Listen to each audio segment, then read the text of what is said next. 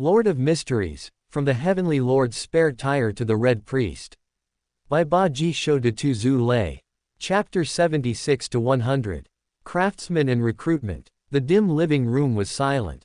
If it weren't for the yellow glow of the candle on the table illuminating the two people present, casting huge shadows on the walls, Isengard Stanton's assistant would have probably already come in to clean the room. What exactly is your purpose in selling the barbarian formula? I'm afraid it's not as simple as just collecting 2 ingredients, is it? After a long while, the lady, suspected to be a lawyer, spoke again. You could say that. While those 2 ingredients are rare, I'm not without channels to collect them. My main purpose in offering this formula is you, or rather, the craftsman behind you. As someone who frequently attends gatherings, you should know the craftsman's status in the Beyonder world. When Avon explicitly stated that his target was the craftsman behind her, the lawyer lady tensed, ready to rush out of the room at any moment. When she realized Avon was just talking and had no intention of acting, she suppressed the urge to leave immediately. Because as a lawyer, she could sense the sincerity in Avon's words and felt no malice from him. Moreover, she had been searching for the barbarian formula for too long, and she truly didn't want to give up this opportunity. We will not join Military Intelligence Section 9. Joining any organization would be a disaster for us, and I would become a hostage, forever without freedom. The lawyer lady said decisively. She could not sacrifice her freedom for a magic potion formula, and it wasn't just her own freedom. Avon had anticipated the lawyer lady's reaction, so he said without surprise. Then what if you don't join Military Intelligence Section 9, and just cooperate with me? Just you. The lawyer lady clearly hadn't expected such a response. In her eyes, official Beyonders were incredibly loyal to their organizations and wouldn't give up so easily.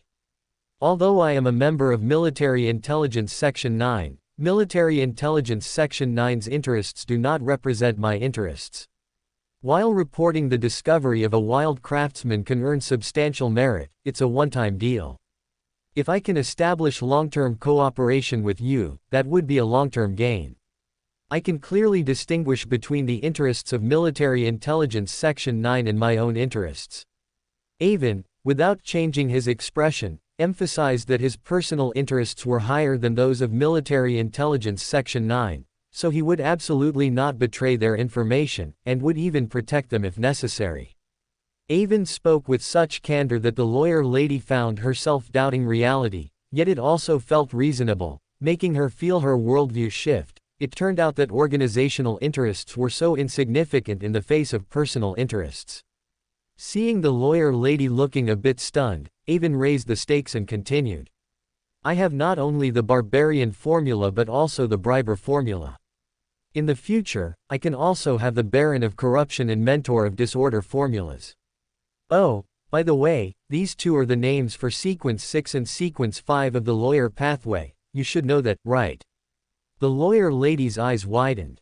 She really didn't know the names of Sequence 6 and Sequence 5 of the lawyer pathway. Her previous understanding of the lawyer pathway only went up to Sequence 7. One must know that Sequence 6 can be considered the backbone of a large Beyonder organization, and Sequence 5 even has the chance to enter the upper echelons. In smaller secret organizations, Sequence 5 might even be the strongest combatant. Yet Avon casually told her such important information, and didn't care at all.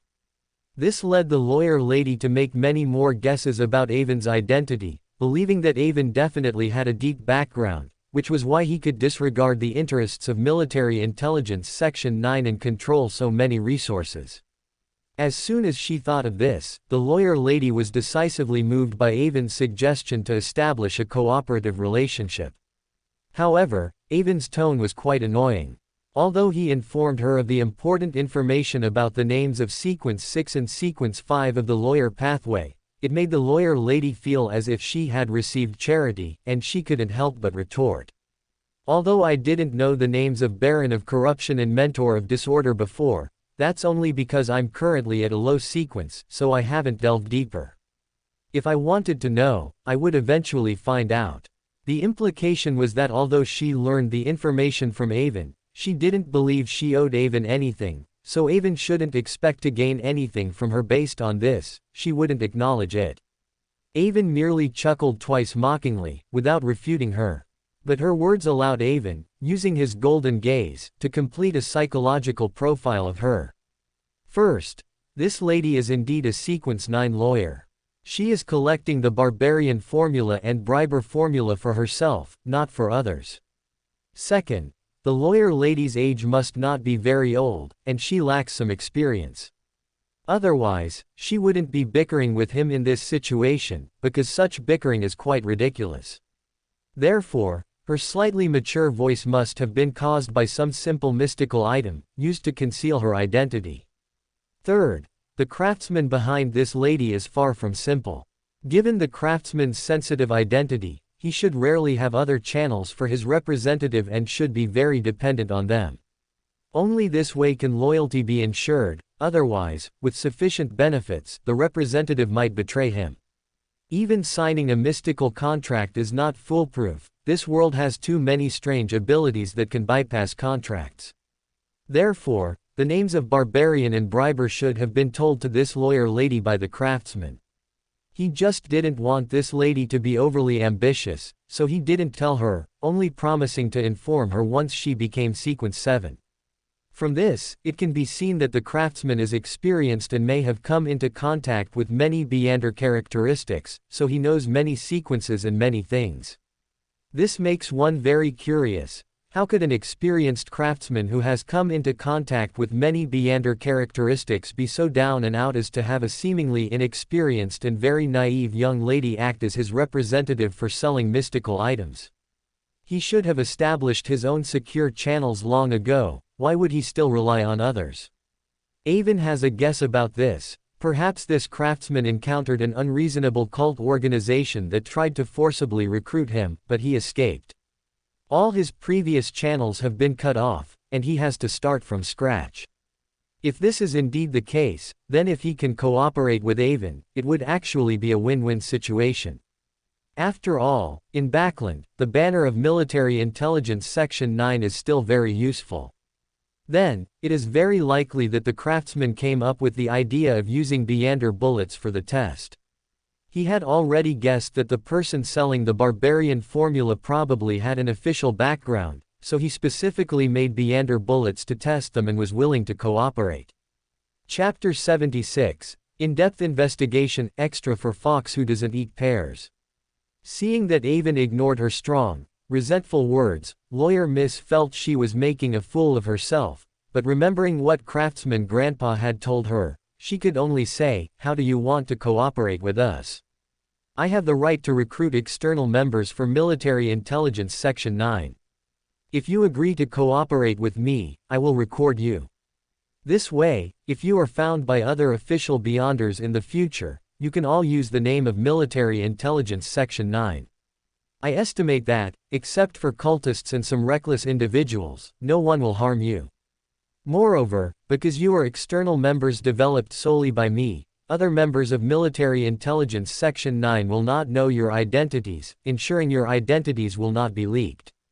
And the reward you must give me is to unconditionally create Beander items for me. The Beander characteristic needed will be provided by me. How about it? Isn't this condition generous enough?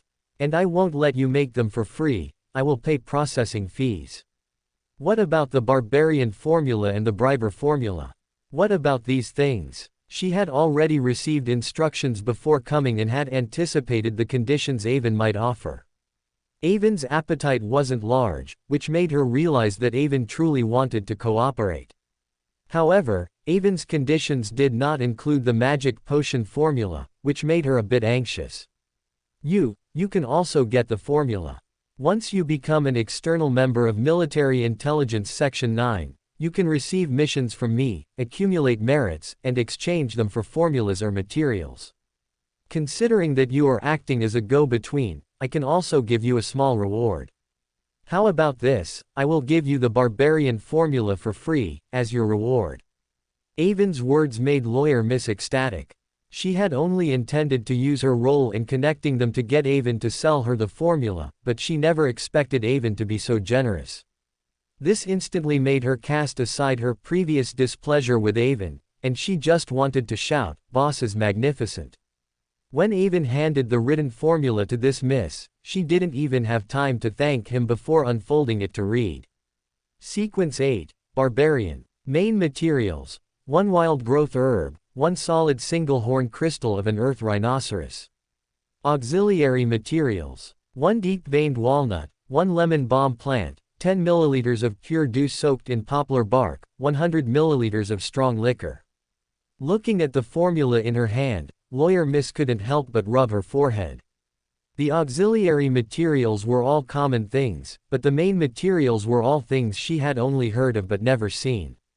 And just then, Avon joked from the side. "If you're unsure about the authenticity of the formula, you can have Mr. Eye of Wisdom come in now and help you appraise it." "No need. As you said, cooperation benefits both sides. I don't think you would discard your credibility with a false formula." Lawyer Miss folded the formula and put it into her embrace, saying seriously, "I don't know how to address you yet. You can call me Miss Kathleen."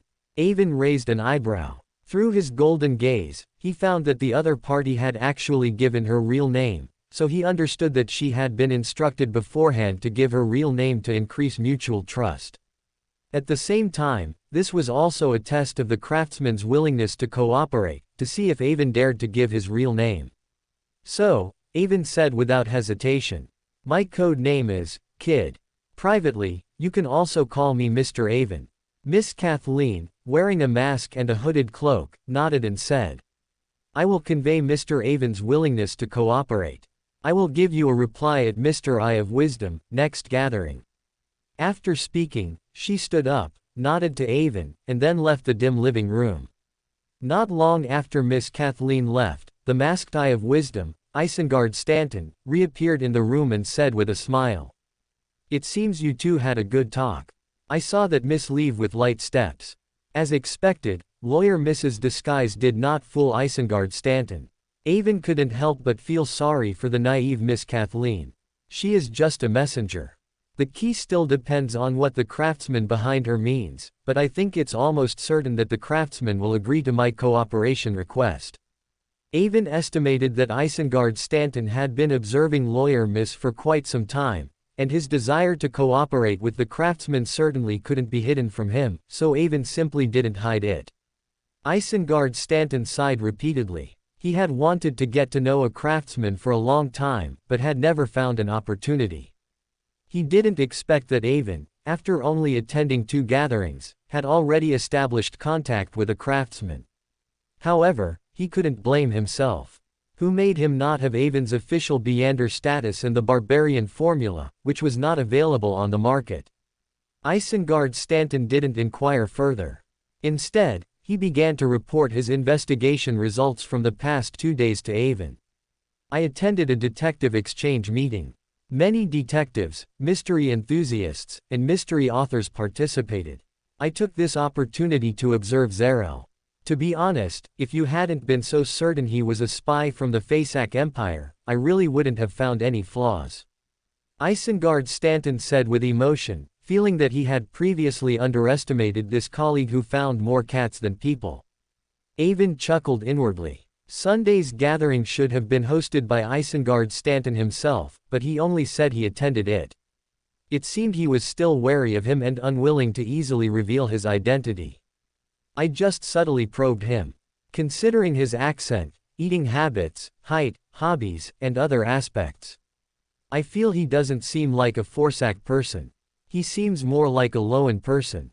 Of course, it doesn't rule out that he has undergone professional training and is very well disguised. However, I insist that he is a Loan person. Forsac people would not train spies so meticulously.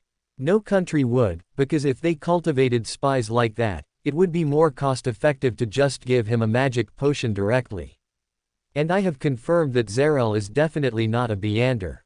Avon's fingers tapped rhythmically on the armrest of the sofa, listening to Isengard Stanton's report and nodding in agreement with his analysis. "Zarel claims to be from Dichi County. It seems necessary to send someone to Dichi to investigate.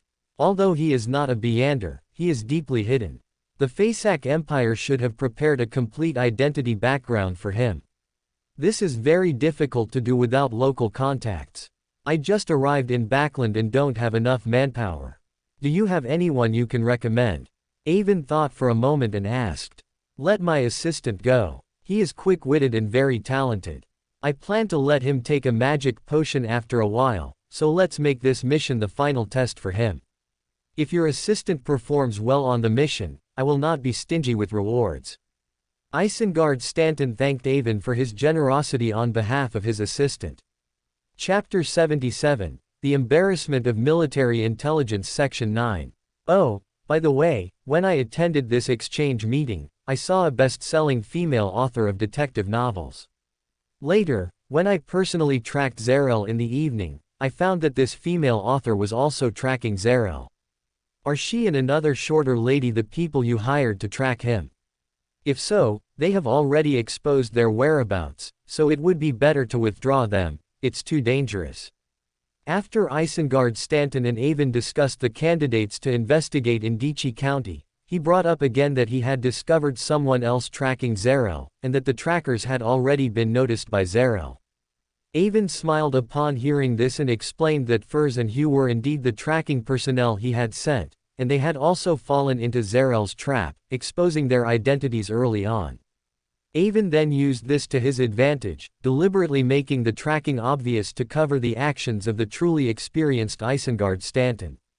This made the great detective Isengard Stanton re-evaluate Zarel, whom he had not previously taken seriously. Zarel's trap was very clever and difficult to guard against, and it also made him look at Avon's adaptability with new respect. Turning a passive situation into an active one is never as easy as it sounds. Then, Isengard Stanton reported his other investigations into Zarel to Avon. I tracked Zarel for 2 days and found no signs of espionage activities. He was basically doing ordinary detective tasks. I think either he hasn't received any missions temporarily and is currently in a dormant state, or it's because the Fasak Empire defeated the Loan Kingdom in the southern continent, and intelligence leaks were one of the important reasons for the Loan Kingdom's defeat. They judged that the Loan Kingdom would definitely be enraged and conduct large-scale arrests of lurking spies internally, so they ordered all spies to temporarily lie low and protect themselves. Avon nodded again, agreeing with Isengard Stanton's judgment, because during this period, Military Intelligence Section 9 was indeed actively striking out in Backland, clearing out lurking spies from various countries. In fact, due to this intelligence error, several deputy directors of Military Intelligence Section 9 were removed, putting immense pressure on the current high-ranking officials of Military Intelligence Section 9.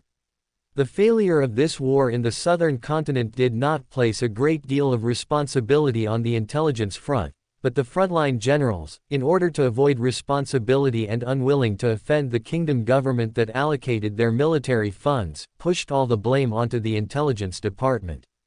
And the bureaucracy, in order to shirk responsibility for this war failure, also tacitly approved the army's actions, and even secretly fanned the flames. If it weren't for Robert Horne's recent push of the Government Employee Recruitment Act, which attracted some attention from the entire kingdom, Military Intelligence Section 9 might have been punished long ago. Now, Military Intelligence Section 9 is desperately looking for scapegoats to shed the blame, but unfortunately, their efforts during this period have not been very effective. Isengard Stanton saw that Avon remained silent for a long time, unsure what he was thinking, and felt a bit uneasy. Because if he truly couldn't find evidence against Zarel and make a significant contribution, then the method of quickly mastering the potion that Avon had promised would certainly not be given. This made him, who had always presented himself as wise, also become anxious and worried about gains and losses. It seems that during this period, it will be difficult to catch him in the act. By the way, have you learned about the scope of Zarel's detective assignments recently? Avon now also felt a bit tricky. Spies who enter a dormant phase are difficult to catch. Usually, they can only be kept under surveillance, but this contradicts Avon's previous plans. After thinking for a while, Avon decided not to wait for an opportunity. He still needed to do something, and this required understanding more information. Previously, through discussions with some detectives familiar with Zarel, I learned that Zarel frequently took on detective assignments in the outskirts of Backland recently. These types of assignments often don't pay much, and Zarel's explanation for this was that his recent stock investments had fallen, and his financial situation had worsened, but I feel he had another purpose. Isengard Stanton knew that Avon had no intention of keeping Zarel, this dormant spy, under long-term surveillance, and he couldn't help but breathe a sigh of relief. At the same time, he spoke about his investigation into Zarel's previous whereabouts with a meaningful tone. And Avon quickly realized the deeper meaning in Isengard Stanton's words and directly asked, "Which direction in the outskirts of Backland?" "East of Backland's outskirts, near Pritz Harbor. Not far from there is the Backland Navy's military port, which is far from the cargo docks and can even be said to be rarely visited." Oh, it seems the birth of the kingdoms, Pritz, armored battleship is a shock to every country. They all want to steal the relevant intelligence by any means necessary. Avon understood in his heart. He had anticipated this situation before, so he sneered and said, "The 10,000-ton armored battleship, just launched last week and named Pritz by King George III, greatly shocked the countries of the North Continent, diluting the impact of Lowen's defeat in the Southern Continent. It can even be said that the early launch of the Pritz can also be seen as a decision made by the kingdom government for political considerations. The intelligence departments of various countries have set their sights there, and that place is also the most heavily guarded by Military Intelligence Section 9. It's not easy to catch Zarel red-handed from this direction, we still need to find another way." Avon only pondered for a moment before rejecting Isengard Stanton's suggestion. However, this matter was not without exploitable space for Avon, but that would be a story for later. "Then what are you going to do?" Isengard Stanton did not want to delay the opportunity to master the potion method. "Give him a reason to break his dormancy, to actively break his silence," Avon said, his eyes glinting with cold light. "What reason?" Isengard Stanton had some guesses about what Avon was going to do, but he wasn't entirely sure. "Give him a piece of important intelligence, so important that he might be willing to risk everything for it, so important that the Faesac Empire would stop at nothing to get it, or the item."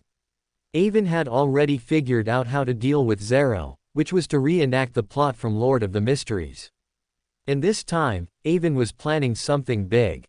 He not only wanted to take down Zarel, this lurking spy, but also to round up all the Faesac Empire's lurking agents in Backland.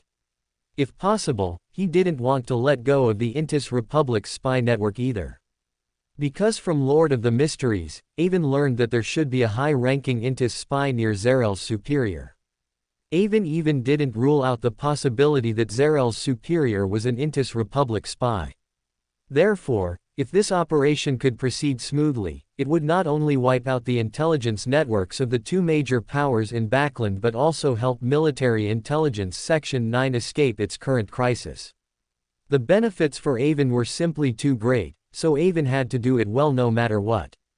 However, such a large operation was clearly not something Avon could control alone, he needed to find help. Chapter 78, A Glimpse. This scheme is very grand, and Avon alone cannot do it well. Just coordinating with other members of Military Intelligence Section 9 is a difficult problem. One wrong step could lead to complete failure.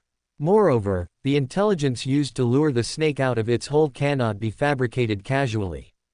For excellent intelligence officers, distinguishing the authenticity of intelligence is an essential skill. If the intelligence is not real enough, it will only alert the enemy. In the original work, the reason why intelligence departments of various countries were willing to deploy their valuable hidden forces for a large-scale melee was because the item they were competing for, Hermes' manuscript, was real.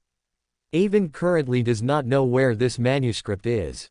It will be at least 2 months later when the red-eyed little detective Ian accidentally learns of the manuscript's whereabouts. Now, due to Avon's intervention, he may not be able to get clues again, so Avon cannot use this to set a trap. This requires using a truly valuable piece of intelligence as bait. However, Avon cannot produce precious real intelligence at the moment. After Avon and Isengard Stanton conversed for a while and found no other information, he left the gathering place. He still had to check on Furs and Zio's situation. Furs, wearing a red bathrobe, had just finished bathing. The water droplets on her hair and her rosy skin after bathing looked particularly alluring. She lay lazily on the sofa, with one leg crossed, her exposed toes looking adorable against the red nightgown. At the same time, she let her hair hang over the armrest of the sofa, hoping it would dry before she went to sleep, and her hands were not idle either, continuously stuffing biscuits and snacks into her mouth. Looking at her meticulous friend, Zio Derecha, who was standing on a small stool monitoring the target below with a monocular telescope, Furs finally couldn't help but persuade her. The events of the past 2 days have proven that Zarel must know we are monitoring him, so his actions after returning home will definitely be very cautious. You won't be able to see anything at all. Do you really need to keep staring at him? Zio Derecha moved her eyes away from the telescope and looked at her leisurely roommate, saying helplessly. Precisely because we have been exposed, and Zarel knows we are monitoring him here, we should act more convincingly. Although for the past few days, we've been acting as if we're following him because we accepted a commission from his client's husband. But he is a spy. Before making an assessment, he will definitely not relax his vigilance against us. Perhaps he has already started reverse reconnaissance on us from the periphery. If there's also a hidden telescope inside his house and he discovers us slacking off while monitoring him, he will immediately realize that we have become aware of our exposure. This is very detrimental to Mr. Kid's strategy of having us maintain the status quo. Furs pouted, a little unconvinced, and just as she was about to say something, she suddenly heard clapping from the side, accompanied by praise. Well said. That's how intelligence work should be done. Always remain vigilant, caution prevents major mistakes. It was only then that Furs and Zio Derecha realized that a man had appeared in the room at some point. Both of them jumped up like startled cats. Furs, disregarding that she was only wearing a nightgown, grabbed the back of the sofa with one hand, leveraging herself into the air, and with a spin, hid behind the sofa, giving Avon, who was sitting directly in front of her, a full view. Zio Derecha, on the other hand, pulled out a triangular prick from somewhere and rushed to kill, covering her friend's retreat. Only after a closer look did she realize that the speaker was Avon and stopped her steps. Furs, who had revealed a pair of eyes from behind the sofa, also recognized Avon and jumped out from behind the sofa, saying angrily, "Mr. Kid, how could you suddenly barge in? Although we are employed by you, this is a ladies' room after all. How can you just enter without permission?" Avon looked at the indignant Furs, shaking the wire in his hand, and said, "First, I didn't barge in, I opened the door and entered quite openly. It's just that you two might have been too engrossed in your conversation. So you didn't notice the door opening. Secondly, the most important thing for you right now is not to question me, but to tidy up your appearance first, although it's quite pleasing to my eyes." As he spoke, Avon gestured with his chin. Furs saw Avon's action and looked down at herself, realizing that due to her sudden movement, the strap of her nightgown on her right shoulder had slipped down to her arm, exposing half of her fair chest, and a faint blush could be vaguely seen. "Ah!" Furs let out a cry, hastily covering her chest with her hand, glaring hatefully at the smiling Avon, and then ran towards her room, even forgetting to conceal her ability, directly passing through the wall. He.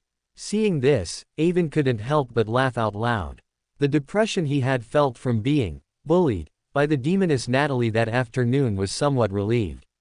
Zio Derecha placed the triangular prick in her hand on the coffee table and sat opposite Avon, saying seriously, "We did indeed lack vigilance by not noticing the door opening, but you cannot rudely barge into a girl's room, nor should you scare us. This is not what a gentleman should do." Seeing Zio Derecha's serious expression, Avon knew she was angry, so he also restrained his smile and said, "It's my fault. I just didn't expect her to be wearing a nightgown here. I was also worried that Zarel might have sent his little secret agents to counter-monitor you, so I didn't knock. I'll be more careful next time." Seeing Avon apologize, Ziodurecha's expression softened, and she then began to report the situation of the past few days to Avon. Following your instructions, we found the husband of Zarel's client and gave him 2 photos of Zarel and his wife secretly meeting. He immediately hired us to investigate Zarel. We only followed Zarel for 1 day before we clearly felt some children appearing around us, including that red-eyed child secretly counter-monitoring us.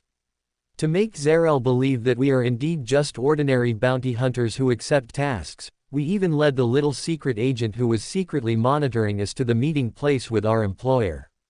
And when we knew he was attending the detective enthusiasts gathering yesterday, we even had Furs attend and deliberately showed up in front of him, tentatively getting acquainted with him. I believe that with his ability, he should have already found out that Furs's true identity is an author, and I am just a bounty hunter who has only recently arrived in Backland. Avon nodded in appreciation after listening to Ziodurecha's report, saying, "You did well. In fact, besides knowing me, your identities are inherently clean. Presenting yourselves with real backgrounds can greatly mislead opponents. I have a big plan for Zarel, and I won't close the net all at once. Starting tomorrow, you and Miss Furs will take turns, separately tracking and investigating Zarel and his red-eyed little secret agent. When investigating the red-eyed little secret agent, do not expose your identities. Ascertain his routine, I have a use for it. Once you've clarified all the circumstances, find an opportunity to sneak into Zarel's house and look for what your employer wants. Since you accepted the commission, you must act convincingly. Moreover, I estimate that Zarel should have also placed the item you were looking for inside his house. Being in a sensitive position, he certainly hopes to get rid of you as soon as possible. When the employer's task is completed, you must remember to go to the lawyer to check out and request a refund of any excess deposit, and then your task will be completed." Upon hearing Avon's instructions, Ziodurecha nodded in agreement, convinced, and at the same time, she inwardly praised Avon's meticulousness, not missing even the slightest detail. Then, she showed an embarrassed expression, hesitating to speak. Avon saw her hesitation and understood, secretly chuckling. He knew she wanted to inquire about the commission she would receive for this employment, but she was too embarrassed to ask because of her own mistake. Yet, she was unwilling to pretend to be generous and give up this remuneration, which was why she hesitated. Just as Avon was about to speak, intending to be understanding, Furs, who had changed into a new outfit, appeared in the living room and loudly said, "Mr. Kid, how much are you prepared to pay us this time? You should know that we've invested a lot of time, effort, and even money these past few days. For example, that high-precision telescope we just bought less than 2 days ago, it's hard to return it now. Also, the deposit for this room definitely won't be refunded. What should we do?" Furs, in her new clothes, still had a slight blush on her face, but she righteously argued for more compensation from Avon. Having worked in a clinic before, she knew that if you don't actively fight for your own interests, bosses often turn a blind eye to their subordinates' efforts. So, if you have a request, make it, don't be shy, and be righteous about it. Avon glanced at the monocular telescope by the window, realizing it was a second-hand item from who knows how many years ago. He chuckled but didn't expose it. After a moment of thought, he said, "I thought it was a big deal. After you complete this mission, write a reimbursement report listing all the expenses. I will then take this report to apply for reimbursement. Oh, and you also need to check the price and model of the latest civilian telescopes. Don't reimburse the wrong ones. It's best if you can get invoices. You are 2 people on this mission, so you should list 2 telescopes, understood?"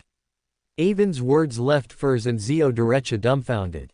It was their first time learning that official internal reimbursements were so casual. It can be reimbursed like this. No wonder newspapers always say government departments waste money, this. Furs was also encountering such a situation for the first time. She felt like her horizons had truly broadened and unconsciously blurted out her thoughts. Avon, however, waved his hand dismissively and said, "Of course, it's impossible to reimburse everything. The financial staff always finds some fault, so you need to try your best to get invoices and receipts. With these things, it will be easier for the finance department to account for it. Furs and Zio Derecha exchanged glances, both seeing the excitement in each other's eyes. With such a reimbursement channel, it would be a huge waste not to pull a few strings. Avon saw through their thoughts but did not correct them. He already considered these two as members of his small team, and he had to be tolerant of such matters, otherwise, how could he lead a team in the future? At the same time, Avon formally proposed to recruit Furs and Zio Derecha as peripheral members of Military Intelligence Section 9. They knew the benefits of joining an official organization and, more importantly, that joining would give them a long-term source of income and a stable reimbursement channel. So, without hesitation, they immediately agreed to join. Finally, Avon gave them £50 as their reward for this mission, then left the apartment Furs and Zio Derecha were currently renting. After leaving, Avon used the golden gaze to circle the area and found several poorly dressed children loitering around, including Ian, whom he had been observing. Seeing that it was already very late, Avon did not linger. He took a night carriage to the nearest station and boarded the last steam subway train back to Empress Borough. As Avon sat in the first-class compartment, closing his eyes to rest, he suddenly felt the darkness in his eyes become illusory, presenting itself as a dense, grayish-white mist. In the depths of the boundless, dense, grayish-white mist, there was a high-backed chair that seemed to exist forever, with vague, shadowy figures upon it. Mr. Fool. Just as this thought emerged in Avon's mind, a male figure in formal attire, maintaining a praying posture, appeared before his eyes again. I have already informed the 3 Beander teams in Tinghan City about Mrs. Sharon's information, using the wanted poster of Triss, the culprit of the #1 tragic case. The 3 Beander teams cooperated fully and executed Mrs. Sharon on the spot, but during the capture of Triss, he was rescued by Mr. Z of the Aurora Order. Additionally, I have found the agate peacock's egg. How should the transaction proceed? Avon was startled. He hadn't expected Klein to develop the Grey Fog's visual communication method so early. Avon remembered that this function was developed in the original work when Miss Justice, Audrey, discovered Keelangos, the Vice Admiral of Hurricanes, at a banquet. Mr. Fool developed this function to maintain his prestige and inform Mr. Hanged Man, Alger. It seems Klein felt that having Mr. Fool personally summon him for every communication was undignified, so he developed this function in advance. A teasing thought flashed through his mind, but Avon maintained a respectful expression, pressing his hand to his chest, bowing his head, and praising in a low voice. Praise be to you, Mr. Fool. He was currently on the steam subway and found it inconvenient to pray, planning to do so when he returned home. When Avon returned home, he found that his brother, Robert, had also just returned and was eating a late-night snack. Knowing that the Parliament was back in session today, Avon took off his coat and handed it to a servant. He sat opposite Robert, ordered a bowl of late-night snack for himself, and then asked, "How is it?" After the bill was made public, what was the reaction of the various Parliament members to it? Is there a chance it will pass before the parliamentary recess? There shouldn't be a problem. The necessary communications were already made 2 days ago, and the influential figures who call the shots have already given their nod. I also submitted a draft proposal to His Majesty the King through the First Prince earlier, and from the news I've received, His Majesty is quite supportive of this bill and has given a positive response. Robert said to Avon while eating the tangyuan in his bowl. The method for making tangyuan was said to have come from Intis, a court delicacy from Intis during Emperor Rosal's time. After being introduced to Loan, it became very popular among all social classes in Loan. Watching the black sesame filling ooze from Robert's spoon, Avon couldn't help but swallow. In his previous life, he had been quite fond of eating tangyuan. Robert swallowed his last tangyuan and looked at Avon, who had directly eaten one whole and scalded himself quite badly. He smiled and said, "They were just cooked, eat slowly. How did Jonas arrange things for you when you reported to Military Intelligence Section 9 today?" Deputy Director Jonas gave me 3 options, and I ultimately chose to become a secret intelligence agent, helping to collect information from various sources. Avon swallowed the scalding tangyuan and carefully tasted the second one. Hearing Avon's choice, Robert Horn couldn't help but frown, saying in confusion, "This choice is indeed a fast track to promotion. Once you find important information, you can make great contributions and be promoted quickly, but it also heavily tests one's connections and intelligence gathering abilities. You've just arrived in Backland, unfamiliar with the place and people. How could you possibly establish an intelligence network capable of obtaining important information? In fact, I have already found a Fasak Empire sleeper agent," Avon said calmly, focusing on the tangyuan in his bowl. Welcome to Fanfic Audiobook, your go-to place for immersive audiobooks. If you enjoy the content, don't forget to like the video and subscribe to our channel for more amazing stories. And please support the author by link in description. Chapter 80 Robert's Suspicions. Oh, you found a Forsac spy. Robert was clearly surprised by Avon's speed of action. Avon had only been in Backland for a few days, so how could he have gotten started so quickly? When I was in Tingen, I had already planned for my future, so when I participated in Beander gatherings, I was sensitive to this type of information. Someone once sold similar news at a Beander gathering. I judged that it might be someone in the Fasak Empire's intelligence system who urgently needed money, so they sold out this spy who was not a Beander. I ultimately bought the information about this spy for the high price of £300. It's just a pity he wouldn't sell anymore. This matter could not be proven or disproven, so Avon could say whatever he wanted. Moreover, saying it this way had another benefit. When Avon exposed the Intis spy by Zarel's superior, no one would find it strange. Robert was surprised that Avon bought an undercover spy with money, but he didn't find it strange, because this was the norm in intelligence work. Loyalty and betrayal, espionage and counter-espionage, were happening all the time. It was just that he felt it was too coincidental. He had already suspected whether Avon had been controlled by an evil god organization. The evil god organization coveted Avon's identity as his younger brother and wanted him to infiltrate Military Intelligence Section 9. Now, he had just joined Military Intelligence Section 9 in the morning, and by the afternoon, he had made progress in earning merit. It seemed like it was all arranged. However, Robert didn't show it on his face. He still needed to wait for news from the people he sent to Tingen before he could assess how to respond next. Thinking of this, Robert felt even more ashamed of his deceased parents' dying wishes, having failed to look after Avon properly.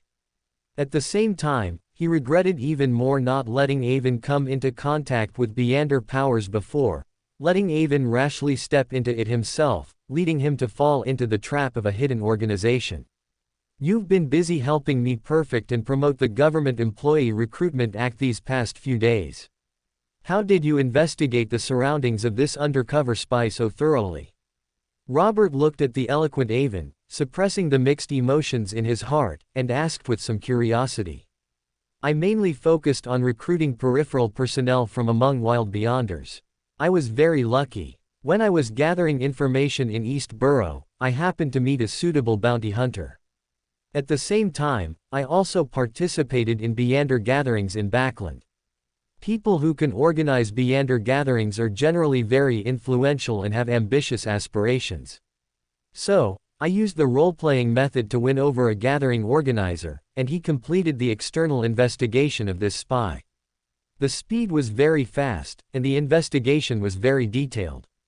Robert nodded secretly, approving of Avon's direction and scope for recruiting members. But at the same time, he couldn't help but remind Avon. He needed to have a certain grasp of the identities of the members he recruited, and make sure they weren't cultists, so as not to be backfired. When Avon heard this, he knew what Robert was worried about and smiled, saying that the gathering organizer he recruited was a believer in the God of knowledge and wisdom, and he was well aware of her identity. Using the role-playing method to recruit ambitious, capable, and well-connected intermediate Beyonders is indeed a way to quickly establish an intelligence network, but you also need to be sure of their capabilities. Once they obtain the role-playing method, they might develop other intentions. Therefore, the scrutiny of such people must not be relaxed. At the same time, if you recruit using the role-playing method, you can't make too much of a stir. After all, you will eventually have to expose the fact that you can use role-playing in front of the royal family. At that time, the more people you spread the role-playing method to, the stricter the scrutiny of you will be, so you can't reveal too much to the outside world. Robert said with deep meaning, and Avon's heart stirred. He raised an eyebrow and retorted. Has brother's subordinate made any meritorious deeds that need to be rewarded? Robert was very pleased with Avon's keenness.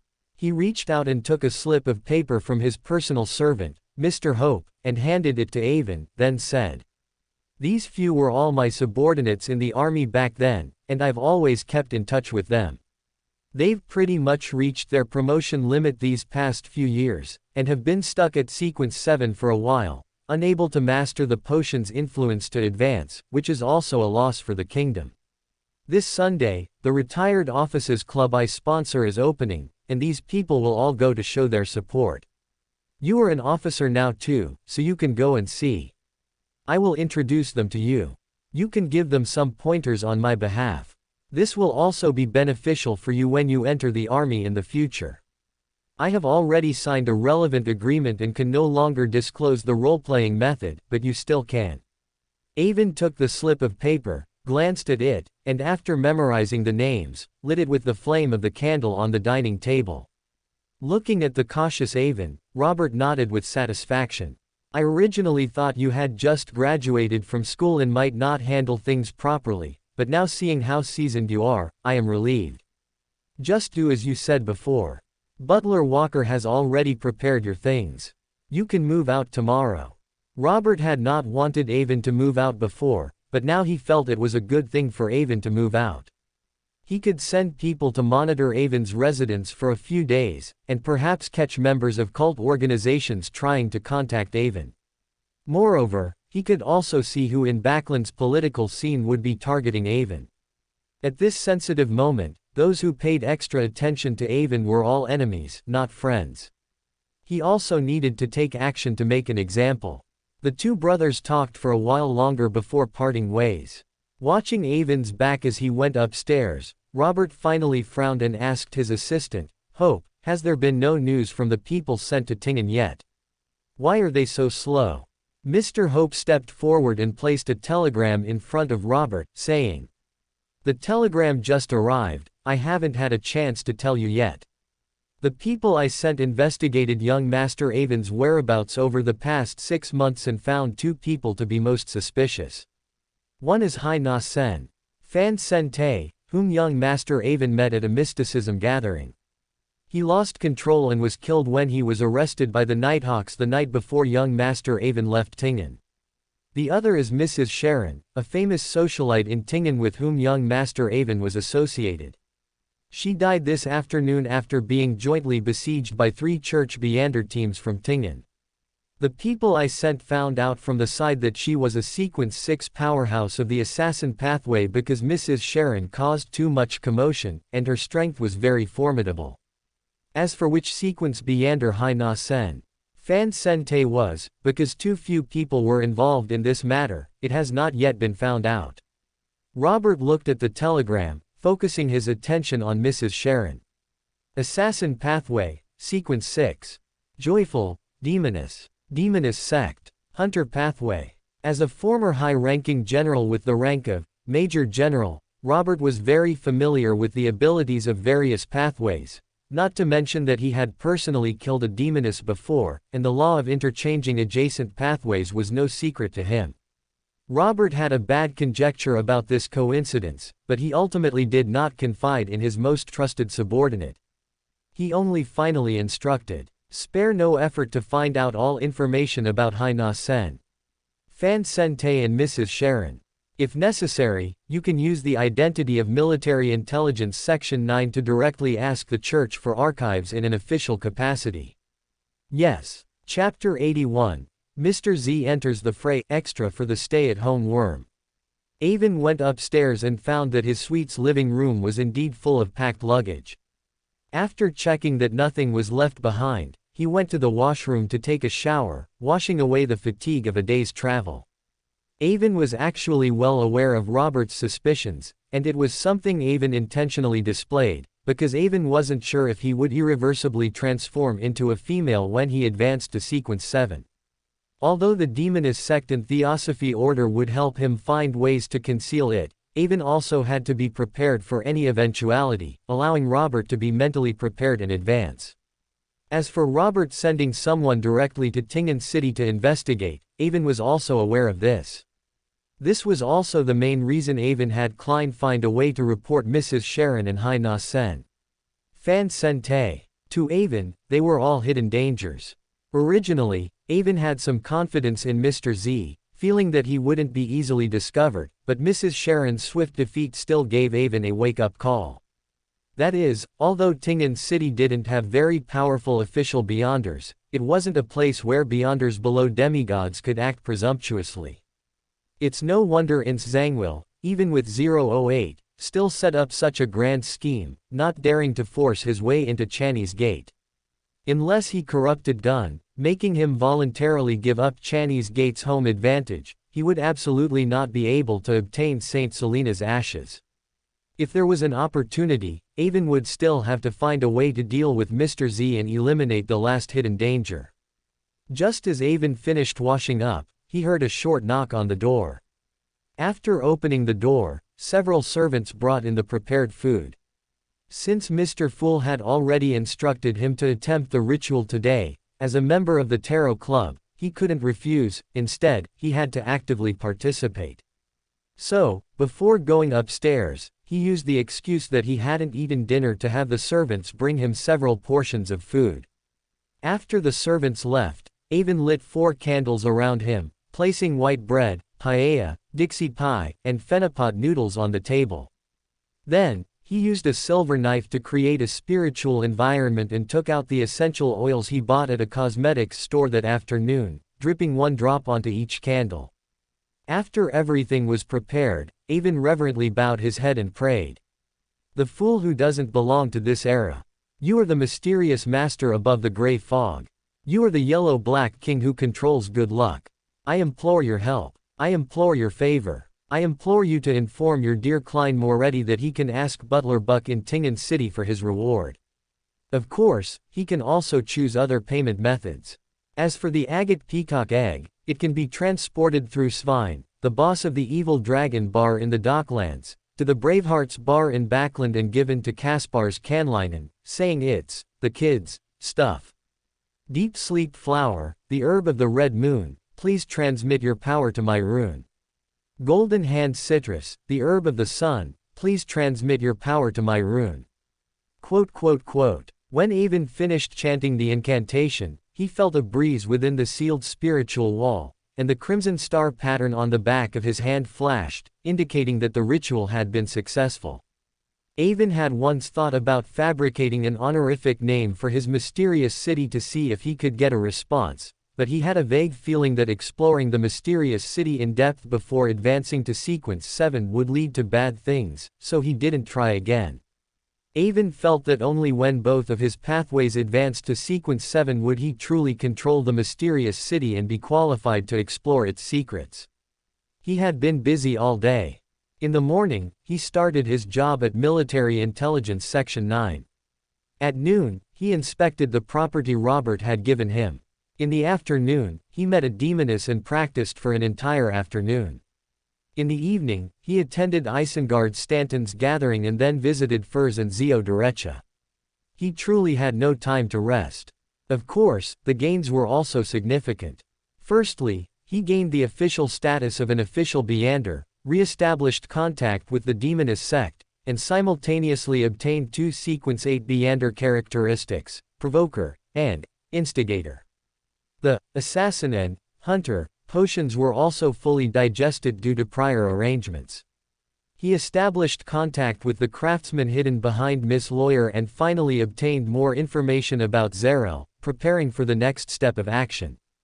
The supplementary materials for Provoker and Instigator are quite easy to collect. Avon saw them on Military Intelligence Section 9's merit exchange list, and since these supplementary materials are not very valuable, they can also be exchanged for money. After moving tomorrow, Avon will exchange for the necessary materials to complete his advancement. As such, the collection of materials for the two major sequences, Witch, and Pyromaniac, also needs to be put on the agenda. Avon vaguely felt that his digestion of potions was easier than that of ordinary people. If a person's potion digestion had a progress bar, then logically, as a dual pathway Beander, he should have twice the progress bar of others. However, based on Avon's self-perception, he only had one progress bar. He could choose to act out either of the two potions, and as long as one progress bar was filled, he could fully digest both potions simultaneously. Avon originally thought that after this digestion, he would still need another round of acting to complete it, but he didn't expect it to digest so quickly. It's worth noting that he took his first potion on June 29, and today is July 9. Digesting 2 assassin potions and 1 hunter potion in less than half a month, this digestion speed is probably unprecedented. Avon speculated that this special ability was still attributable to the mysterious city, which had a deep connection with him and with the hunter and assassin pathways. Overall, this was great news, as it would make Avon's acting relatively easier. As was Avon's custom before bed, he opened the Lord of the Mysteries in his mind to see how far the Tingan City script had progressed. As expected, he saw a detailed description of Klein's report on Mrs. Sharon, and there was also a new plot where Triss was saved by Mr. Z. Mr. Z believed that Triss's appearance confirmed Avon's earlier prophecy, considering Avon to be someone favored by the true creator. He began consciously clearing the connections between the Aurora Order and Avon, preparing to have Cyrus Uruapc, who had deeper contact with Haina Sen, Fan Sen Te, leave Tingan City as soon as possible. However, Cyrus Uruapc replied that he did not want to leave and revealed his plan to recruit a Beander from the Marauder pathway into the Aurora Order, which greatly piqued Mr. Z's interest. Mr. Z decided to risk returning to Tingan City. Before that, he sent Triss, who was willing to be an undercover agent for the Aurora Order in the Demonist sect and had chanted the true creator's true name, on the last train to Backland, and simultaneously wrote a letter to Mr. A via messenger. Mr. Z, as expected, noticed the number 1 docked at Enmad port through my previous reminder and immediately noticed Triss as a talent. Because I falsely claimed to have received a revelation by chanting the true creator's true name, Mr. Z paid extraordinary attention to Triss. After rescuing him from the Machinery Hivemind team, he felt that Triss was particularly valuable for exploitation, so he accepted Triss as a member of the Aurora Order to infiltrate the Demonist sect. As for how he persuaded Triss, it's probably similar to how Theosophy Order persuaded me, by promising him a future transfer to the Hunter pathway. Not everyone is willing to part with their 2 ounces of flesh, and that includes me. Chapter 82, Klein's Client Dad. Upon learning that Triss was coming to Backland, Avon prepared to accelerate his contact with the Aurora Order and influence Mr. A's view of Triss. It's uncertain what Mr. A thinks of Triss, the vessel for the primordial demoness, or what the true creator truly thinks of the primordial demoness. In any case, the struggle behind the Backland smog might become even more intense. Avon was quite pleased with his arrangement to bring Triss into the Aurora Order's sights. The Aurora Order might clash fiercely with the Demonist sect because of Triss.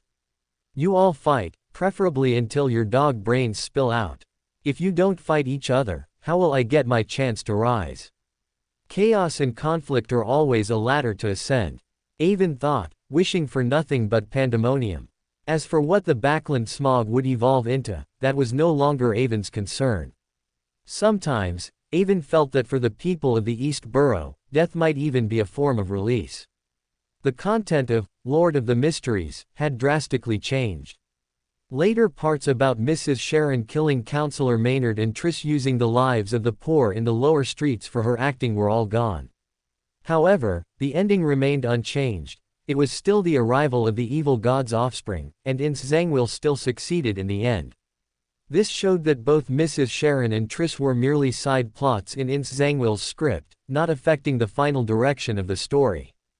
This made Avon unsure how much effect the preparations he left in Tingen City would have. Do your best, and leave the rest to fate. At the same time, Klein, who had been investigating all day, returned home exhausted. Benson and Melissa's concern soothed Klein's mind. Because Mrs. Sharon was involved in such a large scale, Triss escaped capture. The entire Beander team in Tingen City was mobilized for a large-scale investigation. From the mayor to peddlers, no one was exempt. Klein, being a mysticism expert who could perform dream divination, was conscripted. Every time someone related to Mrs. Sharon was found, he was asked to enter their dreams to investigate. So, Captain Dunn Smith and Klein were the ones who watched the most adult films that day. Mrs. Sharon's alluring body constantly appeared before his eyes, which was a torment for him, almost making him embarrass himself in front of his colleagues several times. If it weren't for his low sequence, which caused his mental energy to give out, he might not have been able to return yet. Only Captain, as a dream weaver, was full of energy and still investigating, unable to rest. However, the investigation yielded fruitful results. Many high-ranking political figures, including Mayor Daniel and Councillor Maynard, as well as economic elites, although they hadn't worked for the Evil God organization, had, under Mrs. Sharon's mediation, discussed how to collect political donations, how to bypass the Election Act, to bribe voters, how to prevent newspapers from criticizing their policies, or engaged in power for money or power for sex transactions. The varieties were endless, countless, illegal, and the evidence was conclusive. Under normal circumstances, the Church should remain neutral in politics and should not easily interfere with government policies. Therefore, even if some kind-hearted Church Beyonders encountered certain issues during their operations and truly couldn't stand it, they only had the right to advise afterward, with no guarantee that the government would listen. This Mrs. Sharon incident was also an opportunity for them. The three major churches were already preparing to report this matter to the kingdom and church high levels, to severely punish the relevant personnel, ensuring they would be stripped of their skin even if they didn't die. Because of this, Klein greatly approved of cleaning out the parasites in the Tingen city government and worked very diligently. After hastily eating the dinner left by his brother and sister, Klein didn't even wash up before eagerly lying on his bed, preparing to compensate for his depleted mental energy through sleep. But just as he was about to enter deep sleep, he suddenly heard ethereal calls, invisible sounds echoing in his mind, causing the veins on his forehead to twitch uncontrollably. Although it only lasted for about 10 seconds, it still woke Klein up. Klein sat up, feeling unusually irritable, and looked around to investigate the source of the sound. After failing to find it, he noticed 4 black dots suddenly appearing on his right hand, like 4 inconspicuous black moles, gradually fading from black to light, and slowly disappearing. Is this justice, hanged man, or even experimenting with that ritual I mentioned today? Is my idea correct? Do those 3 descriptions really point to the mysterious gray fog, to me? Klein dared not delay. Enduring the headache and fatigue, he got out of bed, took 4 counterclockwise steps, and re-entered the mysterious gray fog. He found that the crimson star symbolizing the strength was constantly contracting and expanding, with small but persistent fluctuations. Klein cautiously extended his spirituality towards the crimson star, then directly saw blurred and distorted images, ethereal and overlapping prayer sounds, followed by Avon's request. Evil Dragon Bar in the Docklands. This should be Tingen's underground Beander material trading spot. The bar owner, Svein, should be a very influential person, able to even deliver goods to Backland. Kid. This should be Avon's codename in the Beander world, quite interesting. Asking Butler Buck for money might arouse suspicion.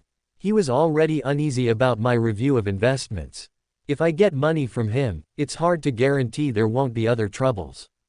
Tomorrow, I'll go to the bank to open an account, and Avon can just transfer the money directly to the account.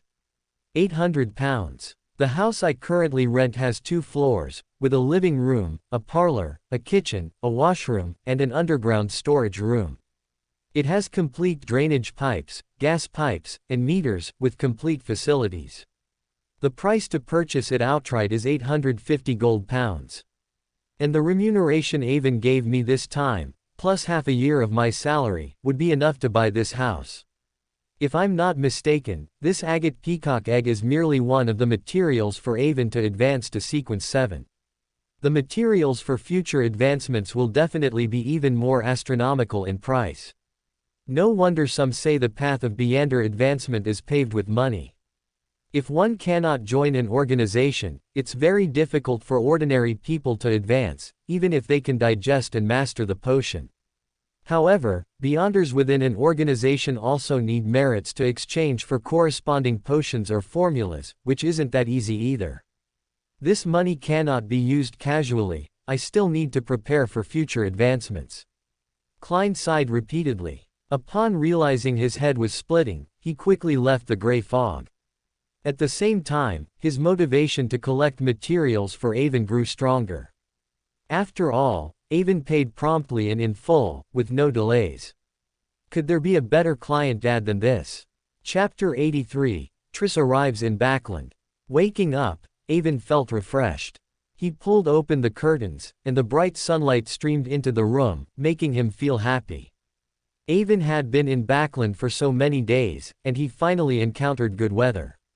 It was just a pity that even with good weather in the future, his bedroom wouldn't enjoy such good sunlight. This was because the Sherwood Borough apartment Avon planned to move into was surrounded by numerous residences and tall buildings, and current laws didn't restrict the distance between buildings. So, the sunlight would at most reach the living room, but it couldn't penetrate the bedroom. Although Avon was reluctant to leave this spacious villa, he knew that moving was imperative. He had too many secrets and too many secret organizations to contact. If one day the abnormal people from the Aurora Order directly came to his door, he would be in trouble. Until now, Avon still hadn't figured out Robert's sequence. He could only judge based on his previous achievements in the southern continent that it shouldn't be lower than sequence 6, most likely sequence 5. As for anything higher, Avon didn't dare to think too much about it. Anyway, in the decrypted memories of the Lord of the Mysteries, there were only a few high-sequence beyonders who appeared, and they were all very impressive. Avon still held great reverence for high-sequence beyonders. Moreover, Avon still had many things to do and needed a certain degree of freedom. He couldn't always stay in Empress Borough, where official beyonders were most concentrated. When Avon went downstairs, he found that Robert had gone to the Parliament early as usual. These few days were a critical period for the bill, so he needed to be constantly present at the Parliament to prevent any mishaps. While Avon was eating, Butler Walker had already had people load the luggage onto the pre-prepared carriage. Butler Walker, in the future, I'll have to trouble you to send someone to clean the apartment every Monday. After all, I don't trust hiring people from outside. After lunch, Avon, already seated in the carriage, bid farewell to Butler Walker and made a request. Although he didn't understand why Avon insisted on moving to a small apartment, he nodded and agreed to Avon's request. It wasn't a difficult task for him. Following Avon's directions, it took over an hour to reach the Sherwood Borough apartment. But upon arriving, Avon already felt some regret, because the luxurious carriage from the Earl's mansion contrasted somewhat with the middle-class style of the area, making it a focal point of attention. After having the accompanying coachman move his luggage upstairs, Avon quickly told the coachman to drive the eye-catching carriage away. Even so, he still received business cards and invitations from several nearby residents. However, Avon accepted the business cards but politely declined the invitations. He wasn't here to socialize. Although the inviting neighbors felt it was a pity, they ultimately didn't insist, only saying they would gather when there was time. Subsequently, Avon spent 2 hours organizing his luggage. Looking at the house he had finally tidied up, Avon only felt a sore back and aching legs. In both of his lives, he had never done so much housework. The most luggage he had ever organized when traveling was just a few clothes he brought when going to university. He never thought that doing housework and organizing clothes would be so tiring, making even him, a Beander whose physical quality far exceeded that of ordinary people, somewhat unable to bear it. Rubbing his lower back, Avon took out his pocket watch and saw that it was already 11 o'clock without him realizing it. He quickly changed his clothes, preparing to go to the hotel room where he had done his staking yesterday, to retrieve the instigator Beander characteristic promised by the demoness Natalie. After leaving the apartment, Avon subtly glanced at the coffee shop across the street, then left. This person had been monitoring the area since yesterday. Through the golden gaze, Avon basically confirmed that it wasn't someone sent by the demoness sect, Theosophy Order, or Aurora Order to monitor him, so it could basically be confirmed that it was someone sent by Robert. Therefore, as long as he didn't interfere with Avon's affairs, Avon wouldn't bother with him. Avon took a public carriage and quickly arrived at the hotel that had left a deep impression on him yesterday. He originally thought he would just retrieve a Beander characteristic, but he didn't expect the demoness Natalie to be waiting for him in the room, with a serious expression. "Do you know that my sister, your lover Mrs. Sharon, is dead?" Avon, of course, knew it was he who had instructed Klein to report her. The assassin potion he had finished digesting yesterday was even clearer proof. But he still feigned surprise, widening his eyes and stammering. "She's dead. How do you know? How is this possible? Who did it? Will they trace it back to me?" Natalie stared into Avon's eyes but ultimately saw no abnormality, then said, "That's what the organization wants to know now. An outer member of the organization in Tingen sent out this message, but there are no more details. You need to send a telegram to Tingen under your brothers and Military Intelligence Section 9's names to inquire about the details." Although Military Intelligence Section 9 doesn't have a structured Beander team in Tingen, it does have a liaison group responsible for collecting information. After clarifying the situation, you must report it immediately. Avon knew this was the first task the demoness sect had given him, and it couldn't be refused. Moreover, this task was actually very simple for Avon, so he said without hesitation, "I'll send a telegram as soon as I leave." Seeing Avon's proper attitude, Natalie was very satisfied, then said, "Besides this matter, I also have a task to assign you. Have you heard that Mrs. Sharon recruited a subordinate in the name of the Theosophy Order?" "No, she rarely told me about sect matters." Avon repeatedly denied, secretly activating the golden gaze to influence Natalie, making her believe he wasn't lying. Judging from Triss's encounter in the original work, the demoness sect's cultivation of him should have started very early and should belong to the demoness sect's top secrets. If Avon knew about Triss's matter, it couldn't be ruled out that the demoness sect would eliminate him first. Natalie also didn't think Mrs. Sharon would dare to casually reveal Triss's matter. She just asked casually before continuing. According to the timeline, that member should have met with Mrs. Sharon yesterday, but Mrs. Sharon happened to have an accident yesterday. What's more coincidental is that he took the last train to Backland yesterday and contacted the organization using the emergency contact code. The situation is unclear now. My sister was killed without warning, and it cannot be ruled out that someone betrayed her. So, we cannot rashly meet with him. But this person is very important and cannot be left unattended. I don't have a house available to accommodate him right now, so I need you to provide a safe house to settle him, and also to vet him, protect him if necessary, or kill him." Avon frowned, feigning difficulty, but finally gave an address for a house in East Borough, telling Natalie that it was his previously prepared safe house and could temporarily accommodate the suspicious member. Chapter 84, Advancing to Instigator. Natalie nodded in satisfaction, seeing that Avon dared not disobey his command and was very submissive. Although an untamed beauty gave him a greater desire for conquest, a submissive beauty also made him extremely happy. He constantly imagined Avon's cute and obedient appearance after he advanced to which made his gaze towards Avon become increasingly perverted. The demoness sect's demonesses basically disliked each other.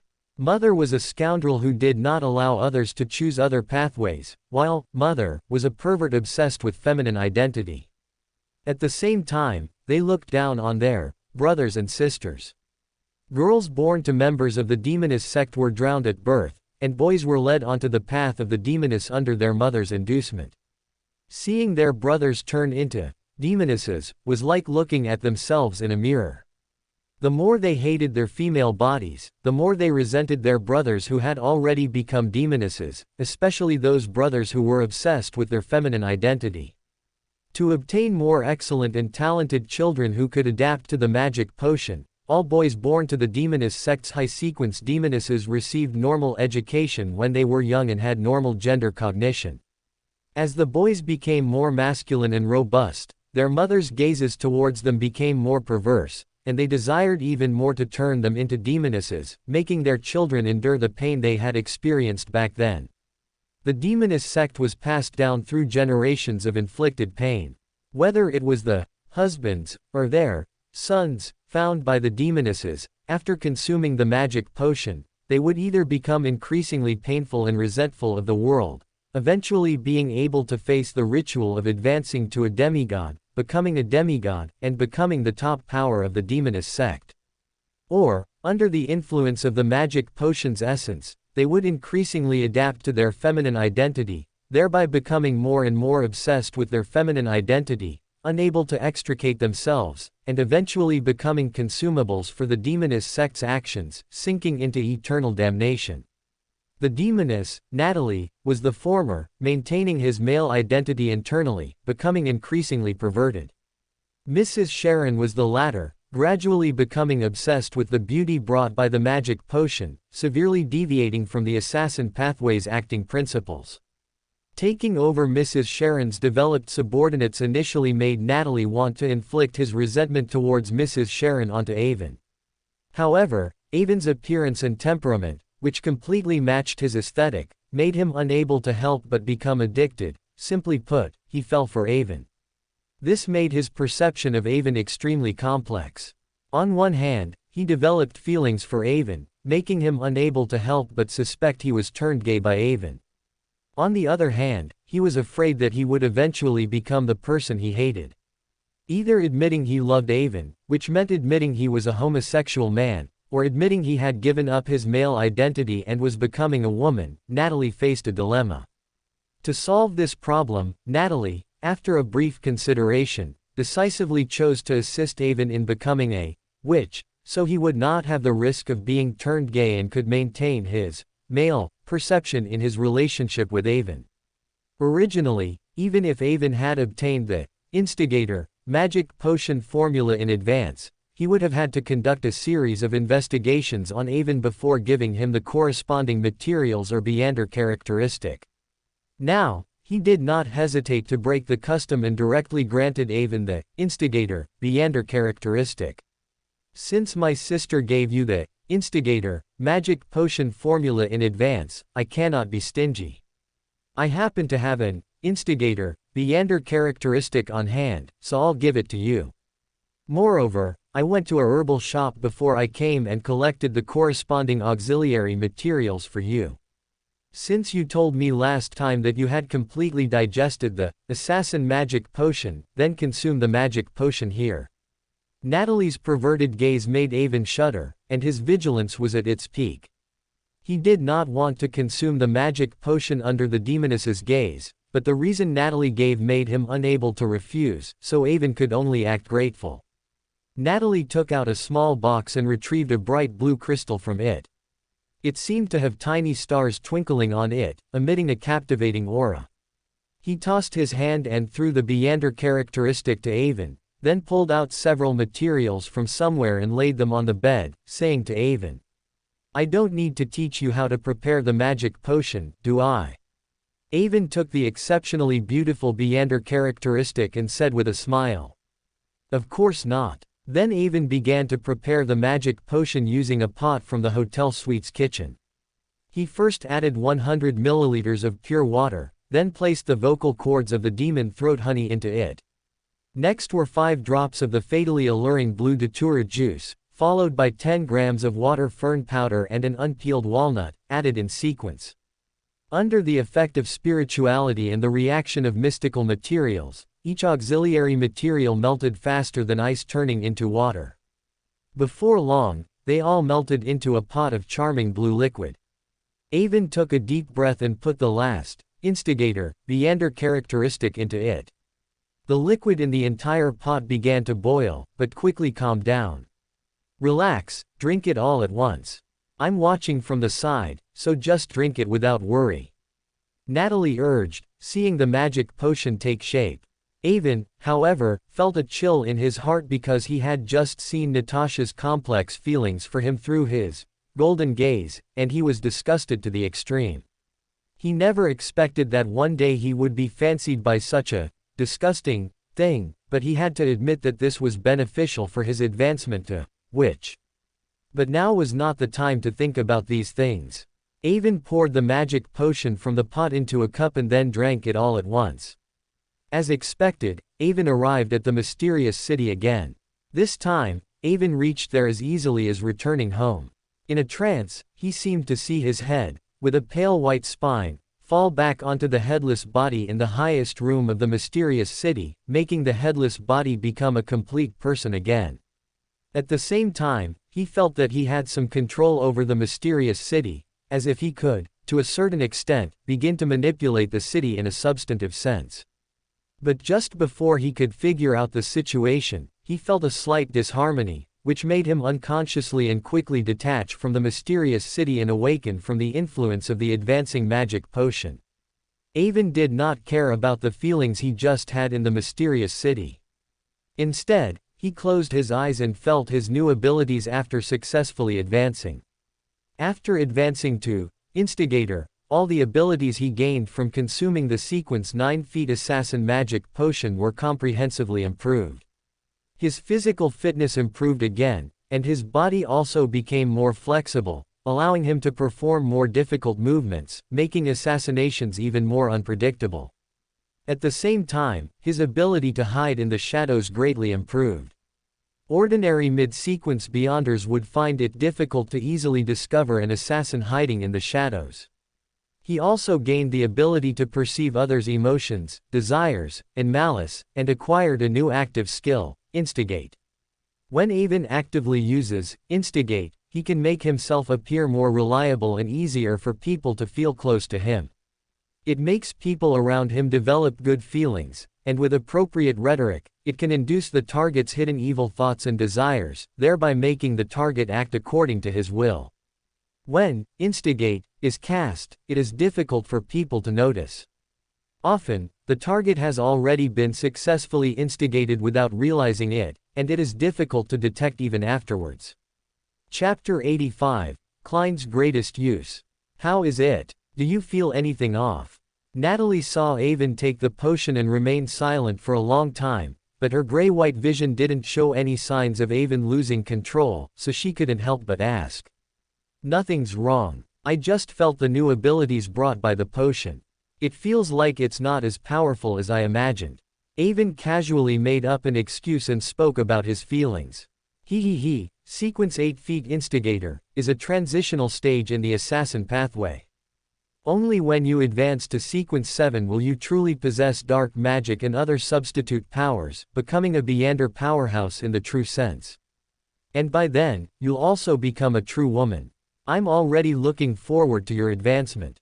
Natalie looked at Avon, covering her mouth and teasing him, her satisfaction growing as she scrutinized Avon. Avon felt increasingly disgusted but could only show his longing for advancement. All right. You need to be on standby at all times during this period. I will screen the members coming from Tingen.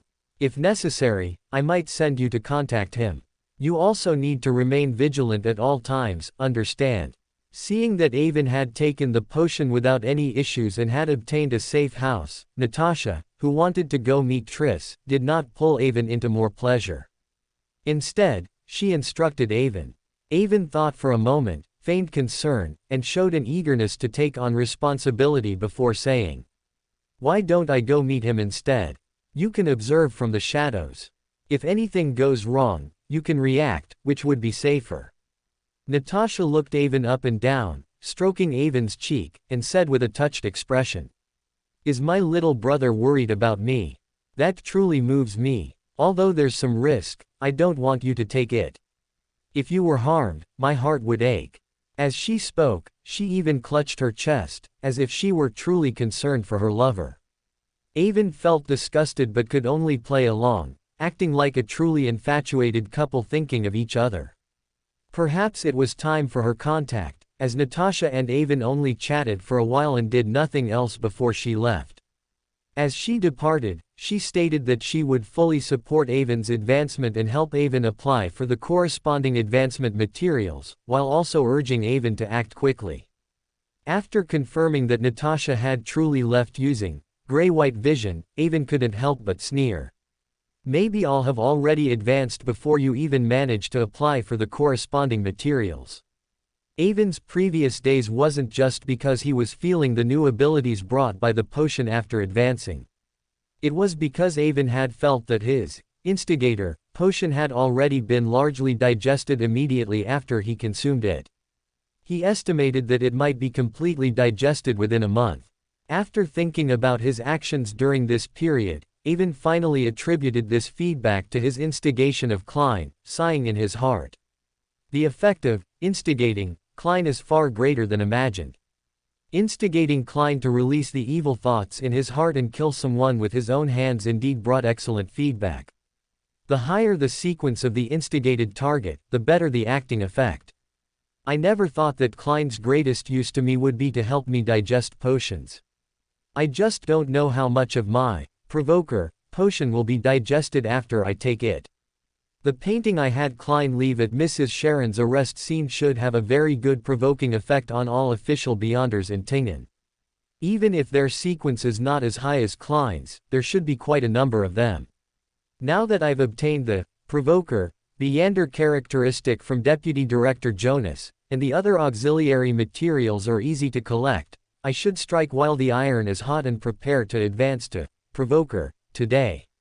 Thinking of this, Avon left the hotel and headed towards the department store in the West District. He needed to buy the required distilled spirits, honeysuckle hydrosol, grapevine powder, and water fern powder from the herbal store inside. Among these materials, except for honeysuckle hydrosol which might be slightly less available, the others were not difficult to obtain. Just as Avon was purchasing the auxiliary materials for his advancement, Klein and Leonard arrived at the Evil Dragon Bar in the Tingen Docklands. Mrs. Sharon was involved with too many people, so all members of Tingen's Beyonder teams had their vacations cancelled and were dispersed to various locations to investigate politicians and wealthy merchants connected to Mrs. Sharon. At Leonard's request, he and Klein formed a screening team and came to the Docklands to screen a dark goddess believer who owned shares in Enmad Port. The result was somewhat reassuring.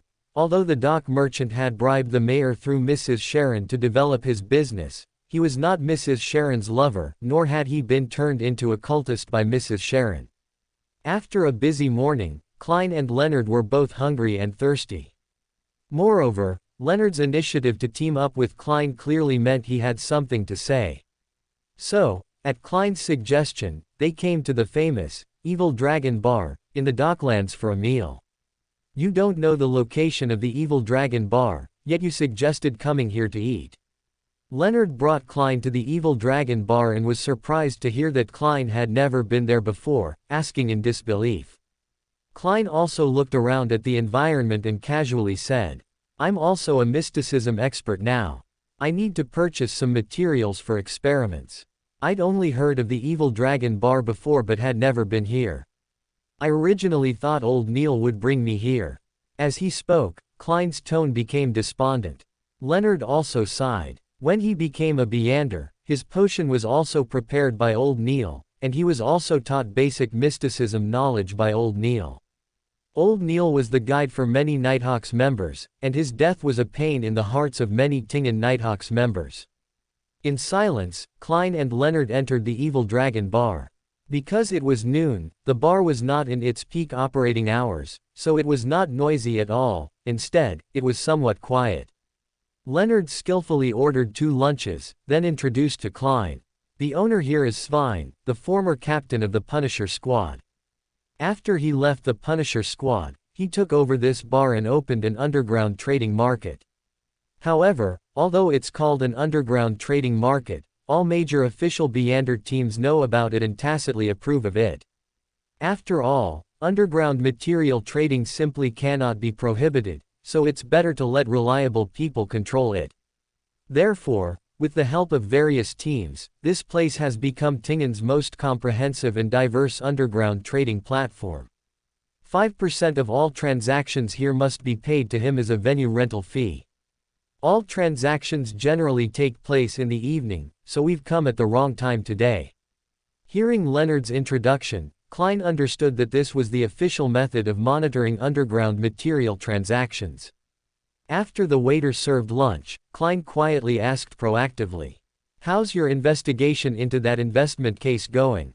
Chapter 86 Adernizer. Leonard cut off a piece of sausage and put it into his mouth. Hearing Klein's question, he sighed and could only swallow the food in his mouth before saying, "There is indeed a swindler behind that investment scam, and as you said, that swindler might be very important in the mastermind's plan. But after my assessment, I believe the best way for us to deal with it is to turn a blind eye. The high-sequence power hidden behind the scenes has its limits. If this matter involves too much, it can instead affect the mastermind's plan, and even, if necessary, we can give it a push." Leonard said with difficulty. In fact, he had many things he didn't understand, and the old man in him didn't want to explain too clearly, only telling him that this was the best opportunity to disrupt the mastermind's plan. Leonard didn't quite understand, but thinking that a high-sequence Beander was stirring up trouble behind Tingen, he could only acquiesce. This also made him feel even more acutely how weak he was, and he began to discard his wariness of the old man within him, diligently following the role-playing method he taught to digest the potion. He proactively asked to team up with Klein this morning precisely to find an opportunity to explain things clearly to Klein, hoping to gain his understanding and support, or rather, to seek his understanding and support. He himself couldn't quite get over that hurdle in his heart. What he didn't expect was that Klein wasn't as righteously indignant as he had imagined, but the struggle on his face was also obvious.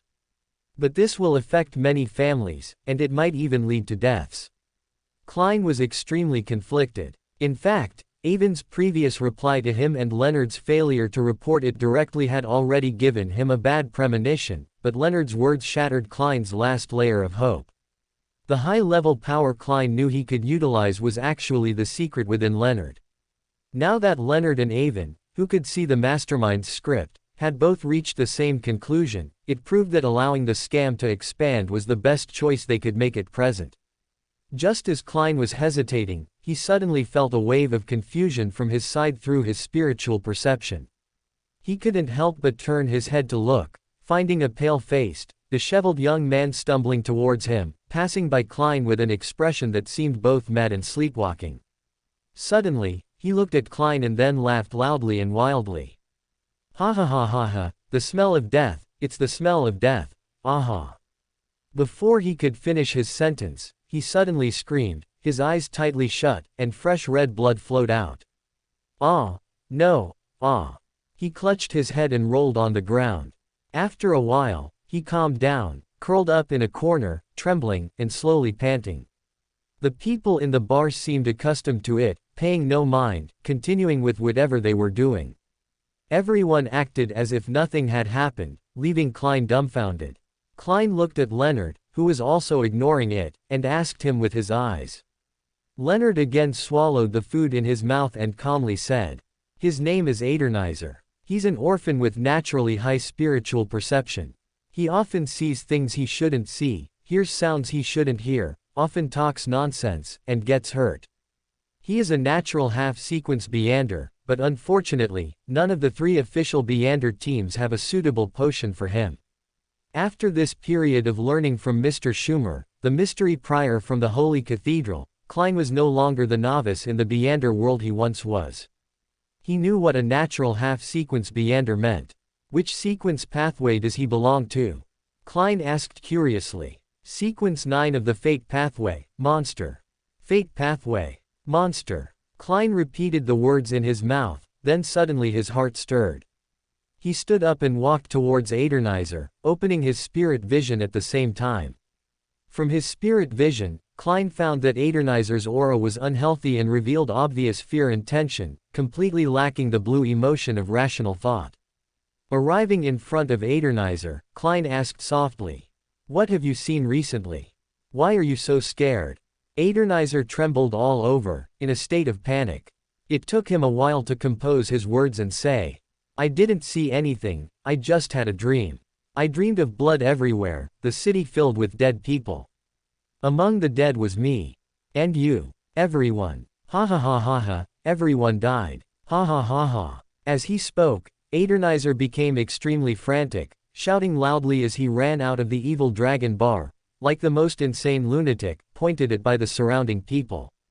However, Klein, who had just questioned him, had a serious expression, because Adernizer's words reminded him of Avon's description of Tingen's future when he first met Avon above the grey fog. Avon had also seen the tragic sight of Tingen bleeding throughout the city, which ultimately led him to decide to contact Klein, this fool. A single piece of evidence is not enough. If it had only been Avon's word before, Klein might have had some doubts, but Adernizer's words made Klein even more convinced of Tingen's future disaster. This made Klein's mood exceptionally heavy. Back at the dining table, Klein told Leonard about his conversation with Adernizer, which also made Leonard's expression exceptionally solemn. "Let's do as you say. It's just that for every family shattered by this in the future, we will bear the responsibility for our inaction." Klein finally agreed to Leonard's plan with a heavy heart, and Leonard's mood was no better. He silently finished the lunch on his plate and then said, "Besides that, when we go back, we'll report Adernizer's condition today to the captain. We must make the captain vigilant. In the future, we must also cooperate with each other and reveal the role-playing method as soon as possible to improve the team's strength as much as possible. Moreover, as far as I know, when Daly applied for a potion promotion ahead of time, the Holy Cathedral sent a high-ranking deacon, showing great importance. Perhaps we can use this opportunity to explain the situation in Tingen. I believe it should attract the Holy Cathedral's attention." Klein took a sip of coffee, seriously considering Leonard's suggestion, but ultimately shook his head and rejected it. "It's hard for us to hide anything from the mastermind. I'm worried that if we do that, it might provoke them instead, ultimately causing the situation to spiral out of control. This idea can be a last resort, but it should never be used lightly." Leonard thought for a moment, nodded in agreement, believing Klein was very right, and that his flash of inspiration was still too crude. After lunch, Leonard proactively paid the bill, familiar with the process, and put the receipt in his pocket. Meanwhile, Klein found Svein, the owner of the Evil Dragon Bar, and requested to mail something to Backlund. However, Svein learned that the item to be mailed was very valuable, so the shipping fee he demanded was also very high, which made Klein a bit disheartened. Finally, he had a flash of inspiration and chose the cash-on-delivery method. Svein, seeing that Klein was an official Beander, reluctantly agreed to this payment method. After finishing their tasks, Klein and Leonard returned to Blackthorn Security Company to report. At the same time, Avon visited 3 herbal shops in the department store, collected all the supplementary materials for Provoker, and took them to his apartment in Sherwood Borough, preparing to concoct the potion to advance to Sequence 8 of the Hunter Pathway. Chapter 87, Advancing to Provoker. Looking at the dark, viscous potion before him, resembling asphalt used for road construction in his previous life, Avon's face unconsciously showed a look of disgust. Just one glance made him want to smash and stomp on it. Avon had to meditate to barely suppress this emotion. This was not only because the potion looked unappetizing, but also because of the potion's inherent influence. If just looking at the potion made one so disgusted, then what kind of detestable person would one become after drinking it? This is too different from the instigator potion, no wonder people like demonesses and dislike hunters. Avon couldn't help but complain inwardly. Although he felt disgusted, Avon did not hesitate in his actions. He drank the entire potion in one gulp. As expected, Avon felt himself entering the mysterious city, which he still didn't understand much about. However, this time he didn't appear in the room on the city's highest floor, but outside the room, standing on the tower's roof. It was then that Avon realized the room he was in was within the mysterious city's tallest Gothic building, and he was now standing on the highest tower's spire, overlooking the entire city. And just as Avon appeared in the mysterious city suddenly erupted in chaos. Countless beings, previously immersed in their desires, suddenly stopped their actions and collectively bowed to Avon on the highest floor, pleading with him, begging him to spare them, begging him to save them. Avon's state, however, was very strange. He seemed to have fallen into a state of thoughtlessness, merely watching everything silently, not saying a word. After an unknown amount of time, Avon woke up again in his apartment, but he couldn't recall the circumstances of his entry into the mysterious city. Avon understood that this was another protective measure from the mysterious city, just like Klein didn't feel anything wrong with himself, but in the eyes of a Beander of the Marauder pathway, he represented an unnameable existence, and a single glance could lead to loss of control. If Avon had truly remembered what it was like to overlook the entire mysterious city, then death would be the best outcome for him now. The secrets that needed to be explored would be uncovered sooner or later. Avon was not as eager to return home as Klein, so he was not in a hurry to explore the mysterious city's secrets, thus his mindset was very stable. After advancing to Provoker, Avon's physical qualities and the abilities he gained from consuming the Hunter Potion were further enhanced, and he acquired a new Beander ability, Provoke. It can bring about permanent status changes and can also be actively triggered. The former means Avon can permanently improve his insight, effectively perceiving which words, actions, and things a target is more sensitive to and more easily provoked by. Once Provoke is actively used, it can cause the target to lose their rationality. The more targeted it is, the better the effect. For irrational, uncommunicative individuals, Avon can also emit a feeling that makes them detest him. Just based on this ability, it's no wonder the Beyonders of the Hunter pathway have such a high attrition rate, often being focused and chased down on the battlefield.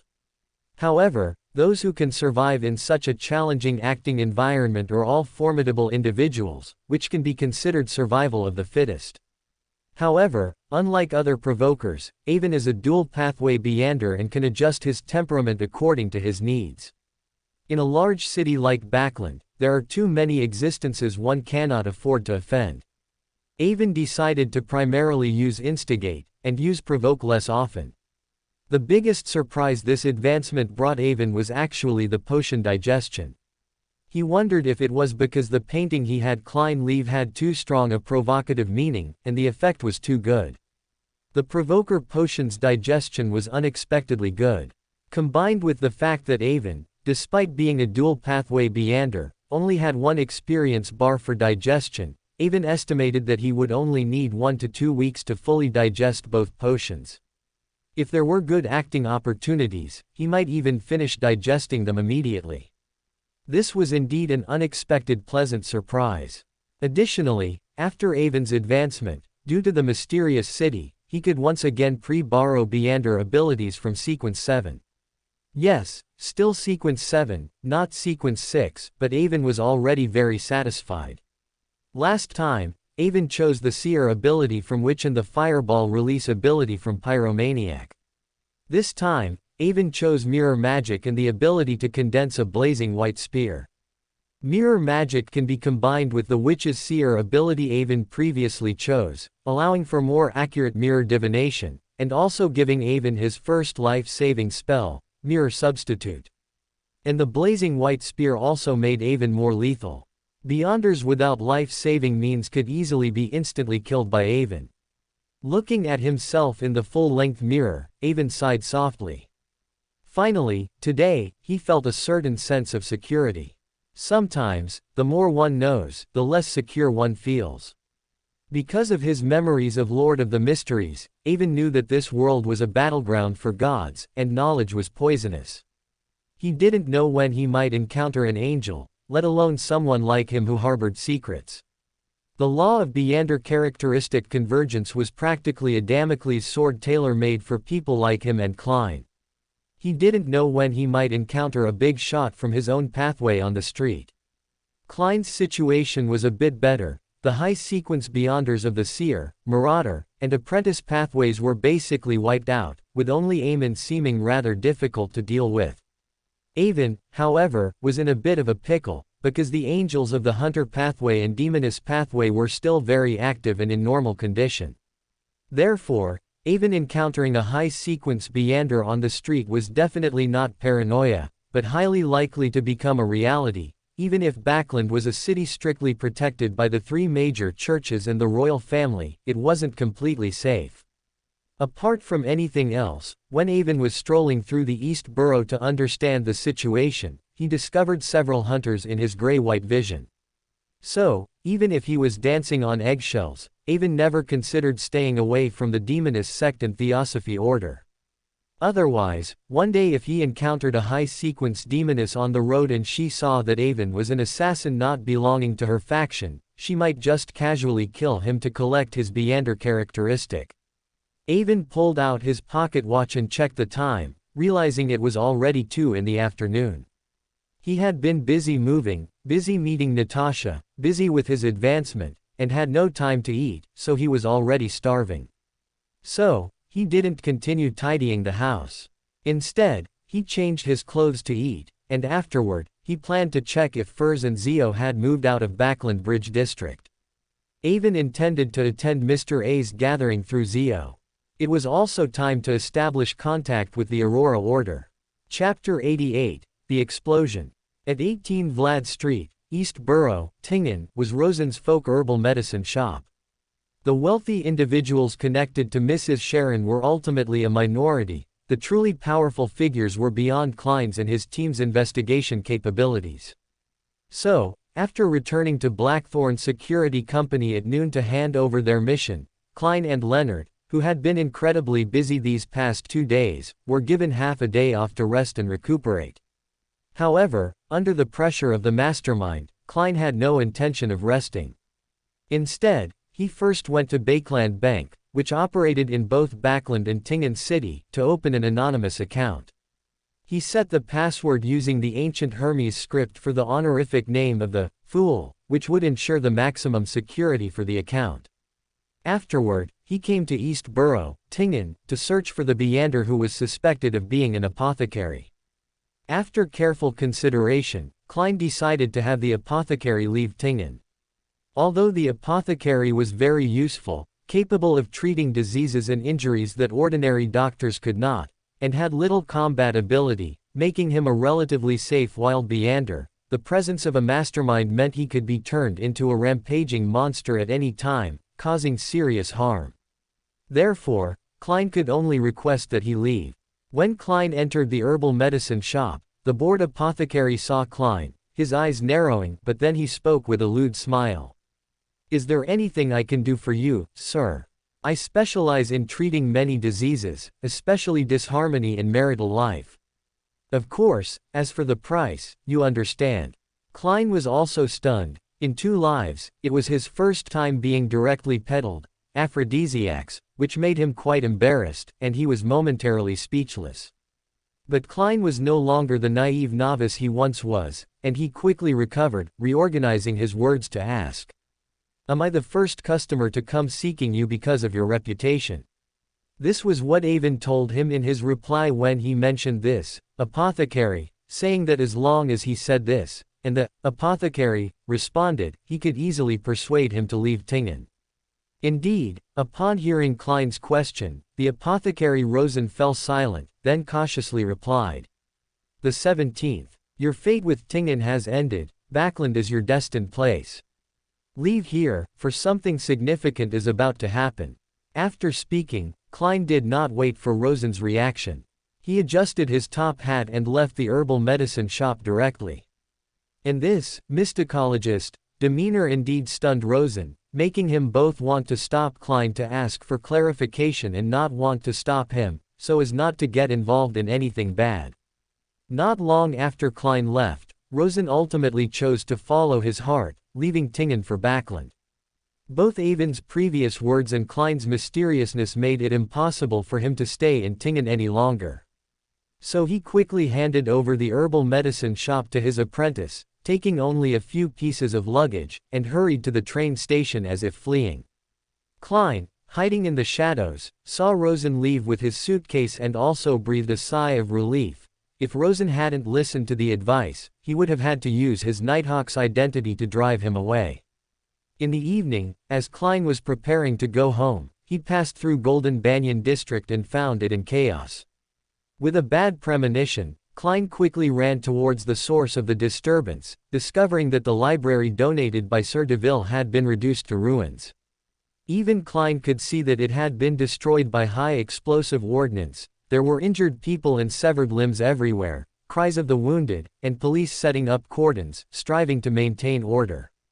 A helpless little girl hugged her doll, crying with a dust-covered face, but there were no family members around. After showing his probationary inspector badge, Klein entered the center of the explosion and found two of his colleagues at the scene. One was Mr. Schumer, a mystery prior from the Holy Cathedral, and the other was Cohen Lee, who had become a Beander only a few days before Klein. What happened here, Mr. Schumer? Mr. Schumer, who always wore a smile, maintained a neat appearance, and treated people politely, was also covered in dust, and his tall top hat was nowhere to be seen. When he saw Klein asking him a question, he dragged a deceased person from the ruins, placed him aside, and then explained. There was an explosion here earlier, not a gas pipe explosion, but someone planted explosives. The Nighthawks squad, except for necessary personnel on standby, all came here for disaster relief. But unexpectedly, 15 minutes ago, news came from the police department that someone, taking advantage of the chaos there, broke in and stole a corpse. The intruder was none other than the previously wanted criminal, Riel Bieber. Just this afternoon, Holy Cathedral personnel with a sealed artifact arrived, and the captain, Leonard, and others are using the sealed artifact to track Riel Bieber with the Punisher squad. We are severely short-handed now, you should help us handle the scene here. Klein was dumbfounded. He hadn't expected such a major incident to occur in Golden Banyan District just because he went to East Borough.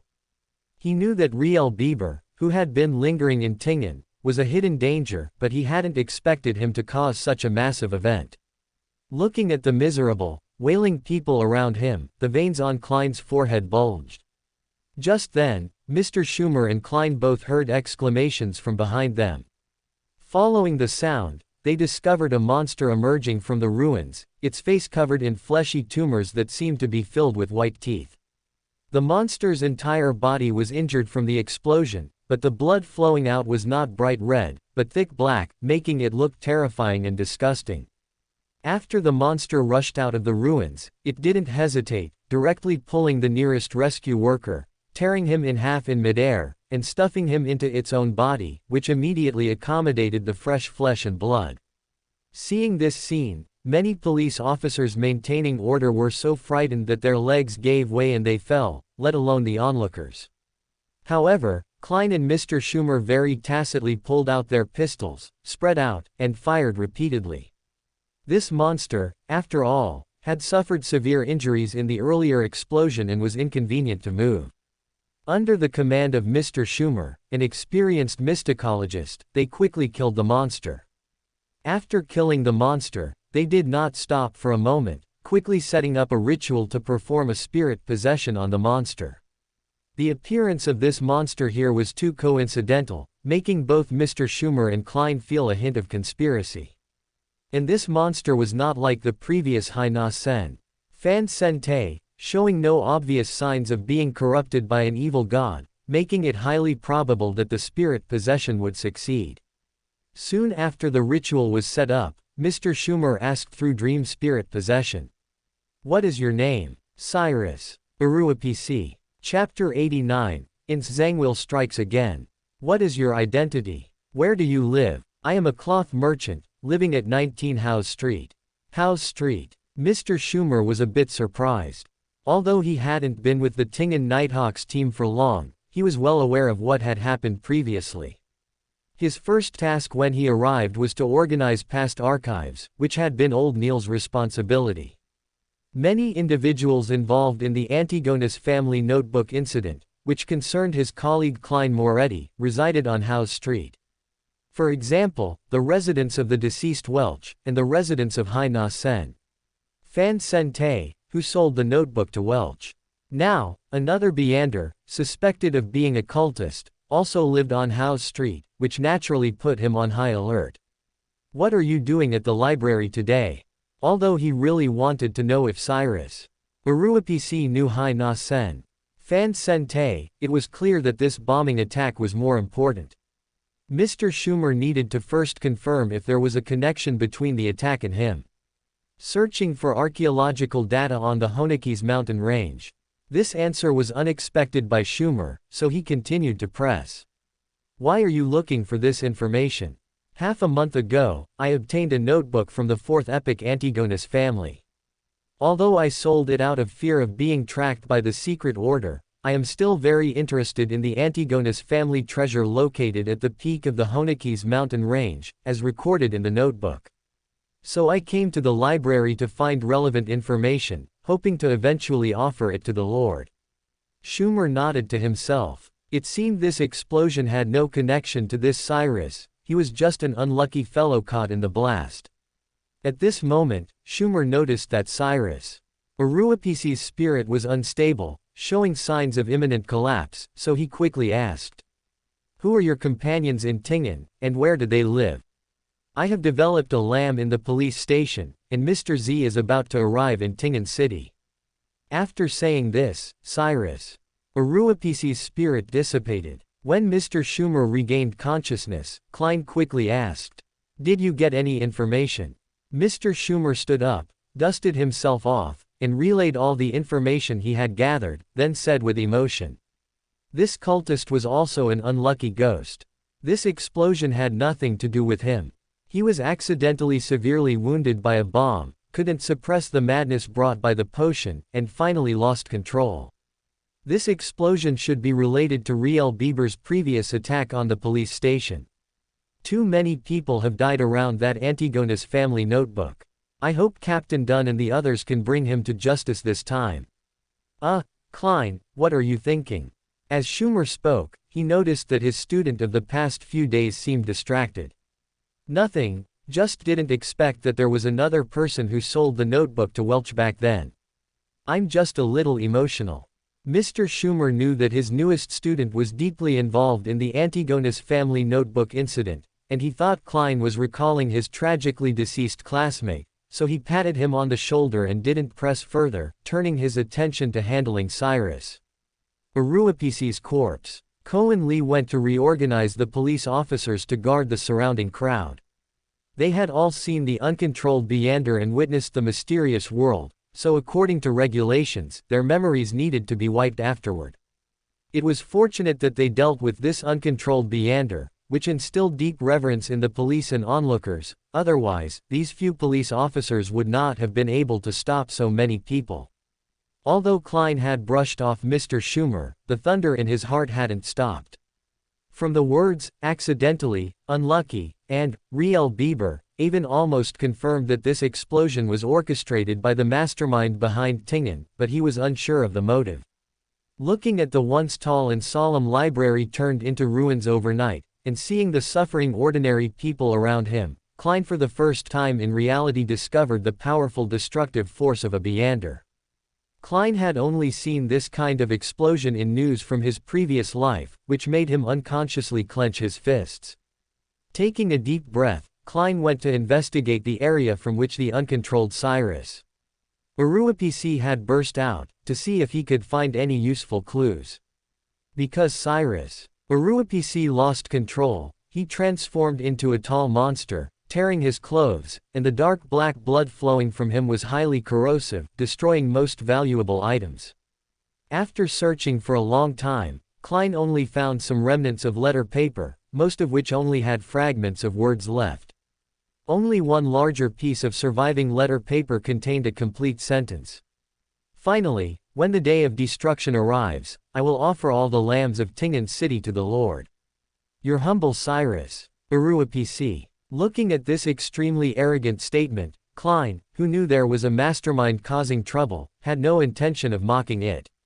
Instead, he placed it before Mr. Schumer. Mr. Schumer, who had just finished collecting Cyrus PC's Beander characteristic, took the letter paper with only one sentence. After reading it, he raised his eyebrows and, after a brief thought, said, "Based on Hai Na Sen, Fan Sente and Mr. Z, we can basically conclude that Cyrus PC should be a member of the Aurora Order who believes in the true creator." This letter of his was probably intended for his superior, Mr. Z, but because Mr. Z was suddenly coming to Tingen, the letter was not sent. Klein nodded in agreement, then pointed to the letter paper and said, "Although Cyrus PC is only a sequence 9 Beander, the content of his letter still makes me uneasy. Could he be brewing some big conspiracy? We cannot view cultists of evil gods by the standards of ordinary people, so I would like to request to investigate his home first." Schumer felt that Klein's words made a lot of sense, and the frequent Beander incidents in Tingen also made him, a Beander from the night church headquarters, Quiet Church, feel uneasy. He understood that Klein's request had some merit, but with his rich experience, he thought it over carefully and still rejected Klein's proposal. Mr. Z is almost certainly already in Tingen, and Cyrus PC is Mr. Z's subordinate. So going to Cyrus PC's home would be too dangerous. I'm not even sure if Mr. Z is sitting in Cyrus PC's home right now. Therefore, I cannot allow you to go to such a dangerous place. Everything will wait until Captain and the others return from pursuing Riel Bieber. And don't act on your own, do you hear me? Towards the end, Mr. Schumer's tone gradually became stricter. Klein was silent for a moment, then finally nodded gently. It was already evening by the time Klein waited for the captain to return from his mission. Looking at the tired captain, Klein eagerly asked, "Captain, how did it go?" "Riel Bieber has been killed. During the battle, a Beander tried to ambush us to seize the Antigonus family notebook. One member of the Punisher squad sacrificed himself. Fortunately, Leonard was alert and also killed the ambusher." Klein glanced at Leonard, who was helping Cohen Lee maintain order at the scene, and felt no surprise. Instead, he continued to ask, "Was a spirit medium conducted? What were the results?" This explosion was indeed caused by Riel Bieber. Its main purpose was to attract our attention and prepare for him to break into the police station to snatch his mother's corpse. He just didn't expect that the support from the Holy Cathedral would arrive just in time, allowing us to track him with the help of a sealed artifact. Riel Bieber indeed possesses the bloodline of the Antigonus family, as we initially suspected. And that notebook was also revealed through Spirit Medium to have come from the Secret Order, a secret organization. The Beander who ambushed us was a member of the Secret Order who tracked it here. The Holy Cathedral's support personnel have already placed that notebook behind Channy's gate and plan to take it back to the Holy Cathedral tomorrow. I heard something unexpected happened here again. What exactly is going on? Seeing Klein lost in thought, Mr. Schumer recounted the previous events. Dunn Smith took the remaining letter paper and said with a frown, "This should indeed be taken seriously. I will hand this over to the Holy Cathedral personnel who are coming, let them take it back and ask the Holy Cathedral for an assessment. I will first erase the memories of the ordinary people around here, and then we will go to House Street together." Dunn Smith, as a dream weaver, had the ability to make the public forget what they saw today. After more than an hour of work, a weary Dunn Smith finally completed the great memory erasing spell on everyone. He then handed everything over to the police and left in a hurry. When they arrived at 19 House Street, Klein performed a divination on the situation inside the house and found no abnormalities. Dunn Smith also didn't sense any intelligent beings inside, so they prepared to enter openly. But just as they entered, they heard the sound of a window breaking on the second floor. The Nighthawks exchanged glances, pulled out their guns, and rushed up at top speed, but they only saw a bloody figure disappear from their sight through the broken French window. Putting away his pistol, Dunsmith saw Klein's embarrassed expression and said with a smile, "There's no need to blame yourself. In the Beander world, no ability is 100% reliable, not to mention that figure might have been Mr. Z, a mid-sequence Beander. It's perfectly normal that you didn't divine his situation." Klein sighed softly in his heart and said, "Indeed, divination isn't omnipotent." After speaking, Klein suddenly found himself in a strange state. Illusory voices echoed in his ears.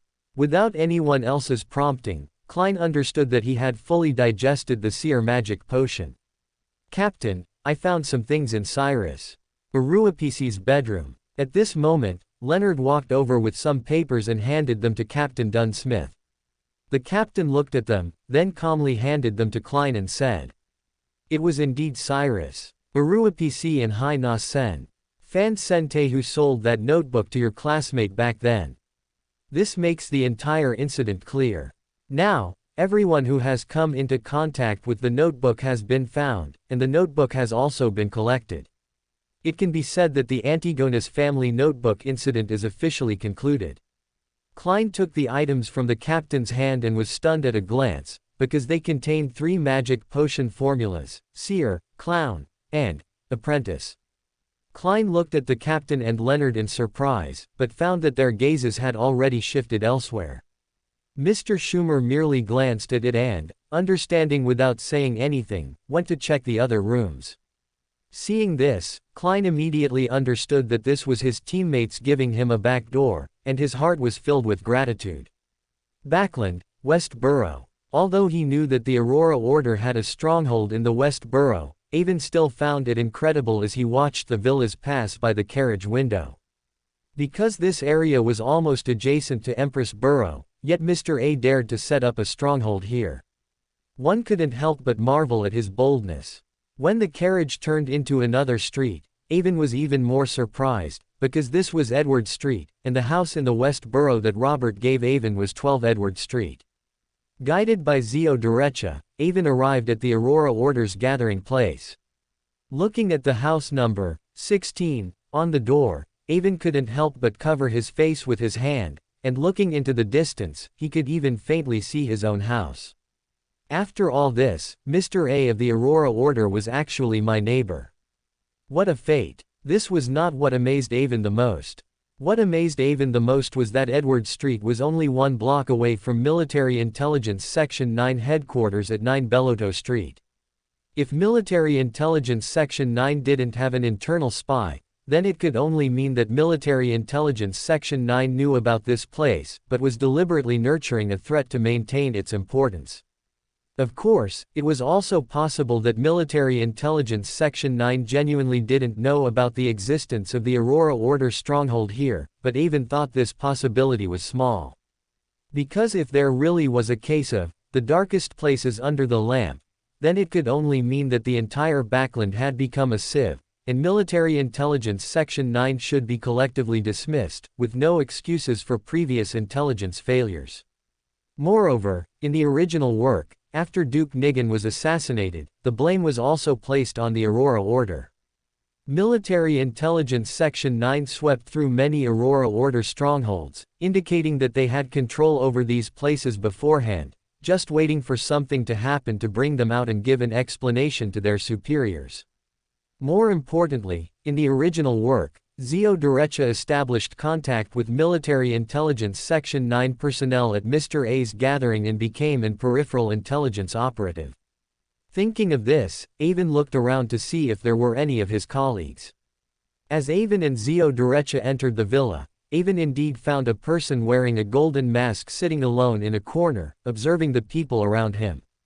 Avon was speechless. Did Military Intelligence Section 9 personnel not bother to disguise themselves, attending a gathering with the organization's own mask? Avon also had this golden mask. He received it when he collected standard equipment upon joining. However, Avon was concerned that this mask was too distinctive, so he wore the iron mask given to him at the Isengard Stanton gathering when attending Mr. A's gathering this time. Evidently, Zio Derecha's height was too distinctive. Many people exchanged glances and smiled faintly when they saw Zio arrive. And Avon noticed that his colleague with the golden mask was even more focused on him. Chapter 91, Mr. A's Gathering. Avon chose Zio Derecha as a member of his team not only because he knew from the original novel that she would become a member of the Tarot Club, but also because of the secret of her own background. Because the content of Lord of the Mysteries in his mind was only half unlocked, Avon had no way of knowing what the secret of King George III was, nor did he know the truth behind her family's decline. He only knew that her father had been deeply trusted by the previous king, the Dominator, serving as the commander of the Royal Guard and the Imperial Guard captain. 7 years ago, he was accused of participating in a rebellion and was executed by hanging, and the Derecha family was stripped of their fiefdom and title. The position of Imperial Guard captain was not something an ordinary person could hold. Those who could were among the king's most trusted individuals. Moreover, as far as Avon knew, the members of Military Intelligence Section 9 loyal to the royal family were the ones who directly reported to the Imperial Guard captain. In other words, Zio Derecha's father, like Robert, was actually a big shot who could truly control Military Intelligence Section 9. From this, it can be seen how serious it was for Zio's father to be accused of participating in a rebellion. From the original novel, Avon discovered that the person who recruited Zio into Military Intelligence Section 9 had actually been taking care of her all along. Whether it was frequently giving Zio Derecha simple but lucrative tasks, or suggesting that Zio directly exchange Beander characteristics for potions instead of formulas, he genuinely cared for Zio. Not to mention, he even gave Zio Derecha the right to refuse tasks without punishment. Military Intelligence Section 9 was not a charity. Those who knew their superior's identity and were preparing to join it, how could they have the right to refuse tasks? If you were given the chance to be formally recruited and you still dared to be arrogant, they would directly turn you into a Beander characteristic. But the person who brought her into Military Intelligence Section 9 didn't care about any of this and was very lenient with her. Combining this information, Avon could easily guess that this person must have received a favor from Zio Derecha's father, and so, upon discovering his daughter was living on the streets, he decided to help her out. At this moment, he noticed that his old superior's daughter had brought someone to this gathering, naturally drawing his attention. Avon nodded to the person with the golden mask who was watching him, then no longer paid attention to him, but looked at the others. There were many people here, talking in twos and threes.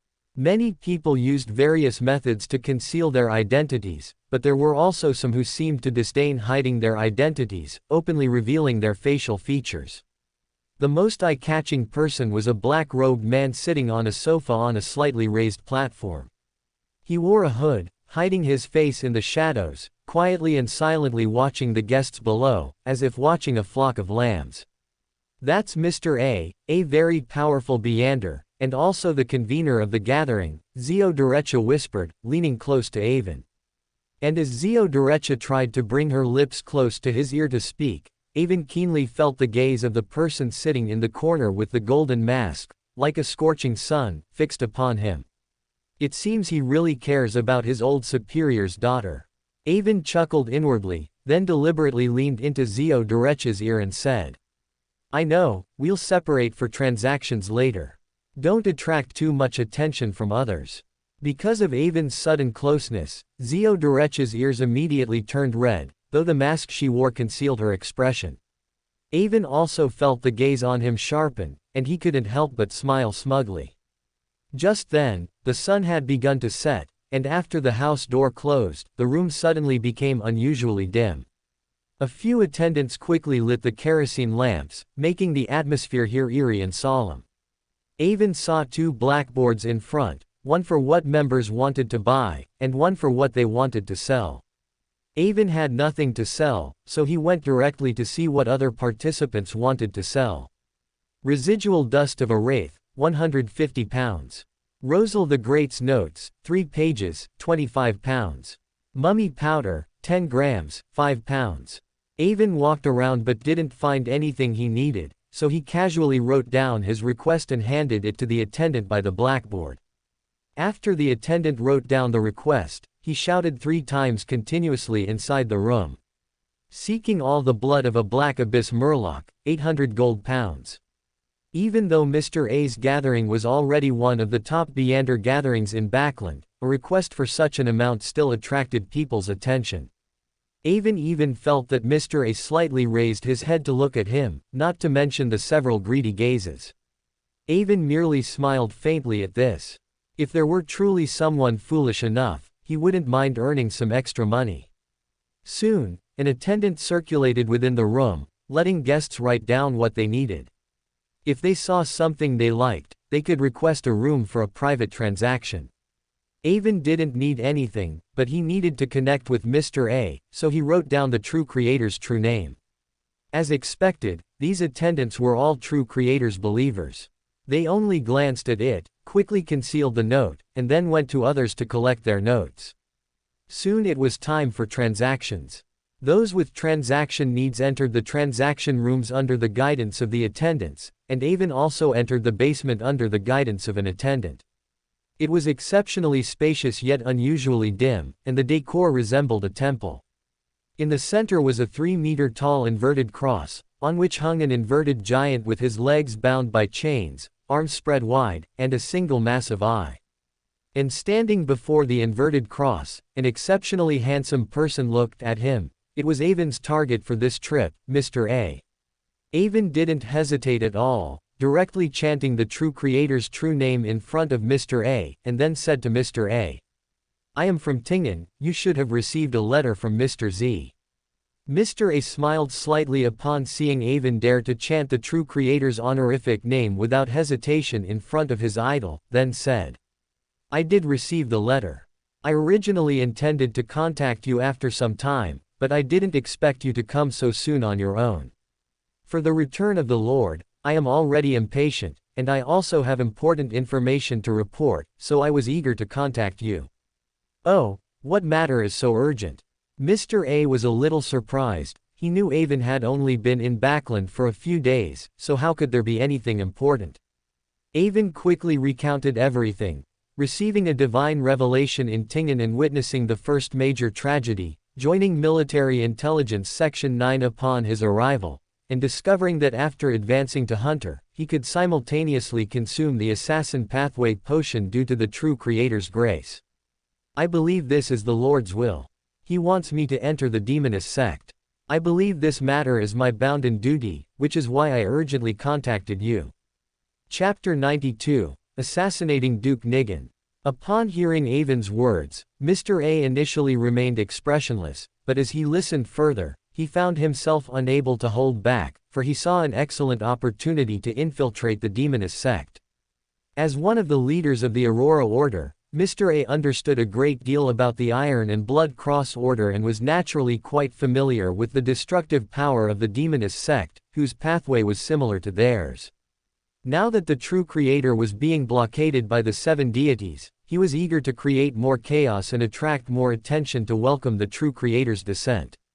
However, the Aurora Order, which had always been collectively targeted by the 7 deities, had never found an opportunity to cause major trouble, but Avon's appearance brought a turning point.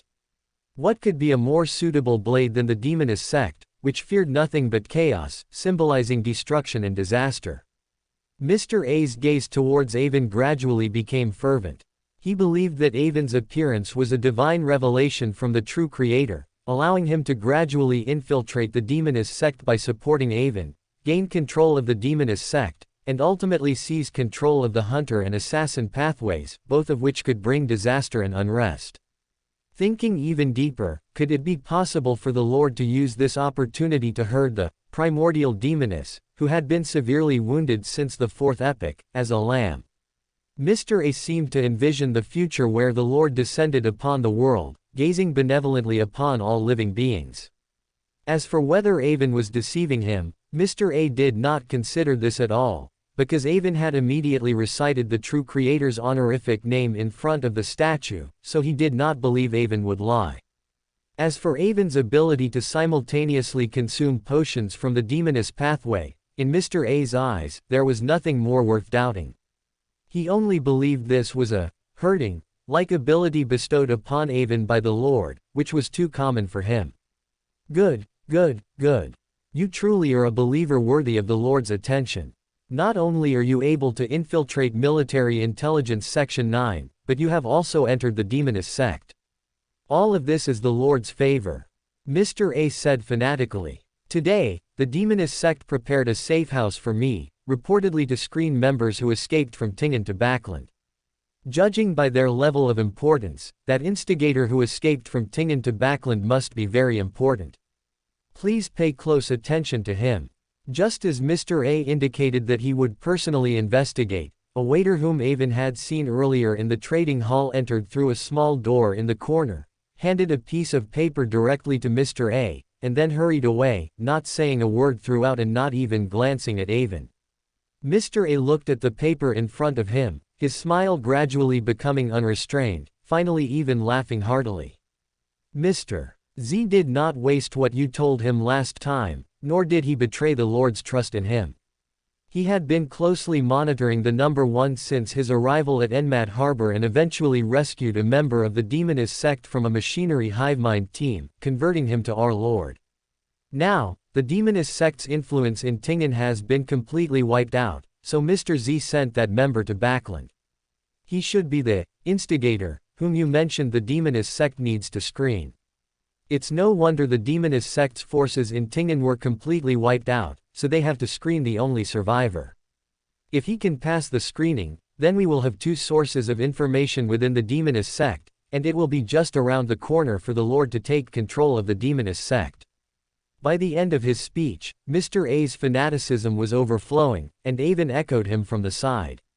He had previously learned from the Lord of the Mysteries in his mind that Triss had already pledged allegiance to the Aurora Order, and he had also anticipated that Mr. Z would inform Mr. A of this matter.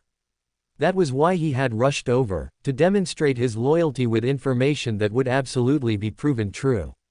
After laughing, Mr. A gradually calmed down and looked at the telegram in his hand, asking, Mr. Z worries that this newly converted believer of our Lord will not be able to justify himself, so he instructed him that after arriving in Backland, he should tell the Demonist sect the truth about everything except his conversion to our Lord, and say that Mr. Z saved him but then released him because we want to cooperate with the Demonist sect and need him as an intermediary.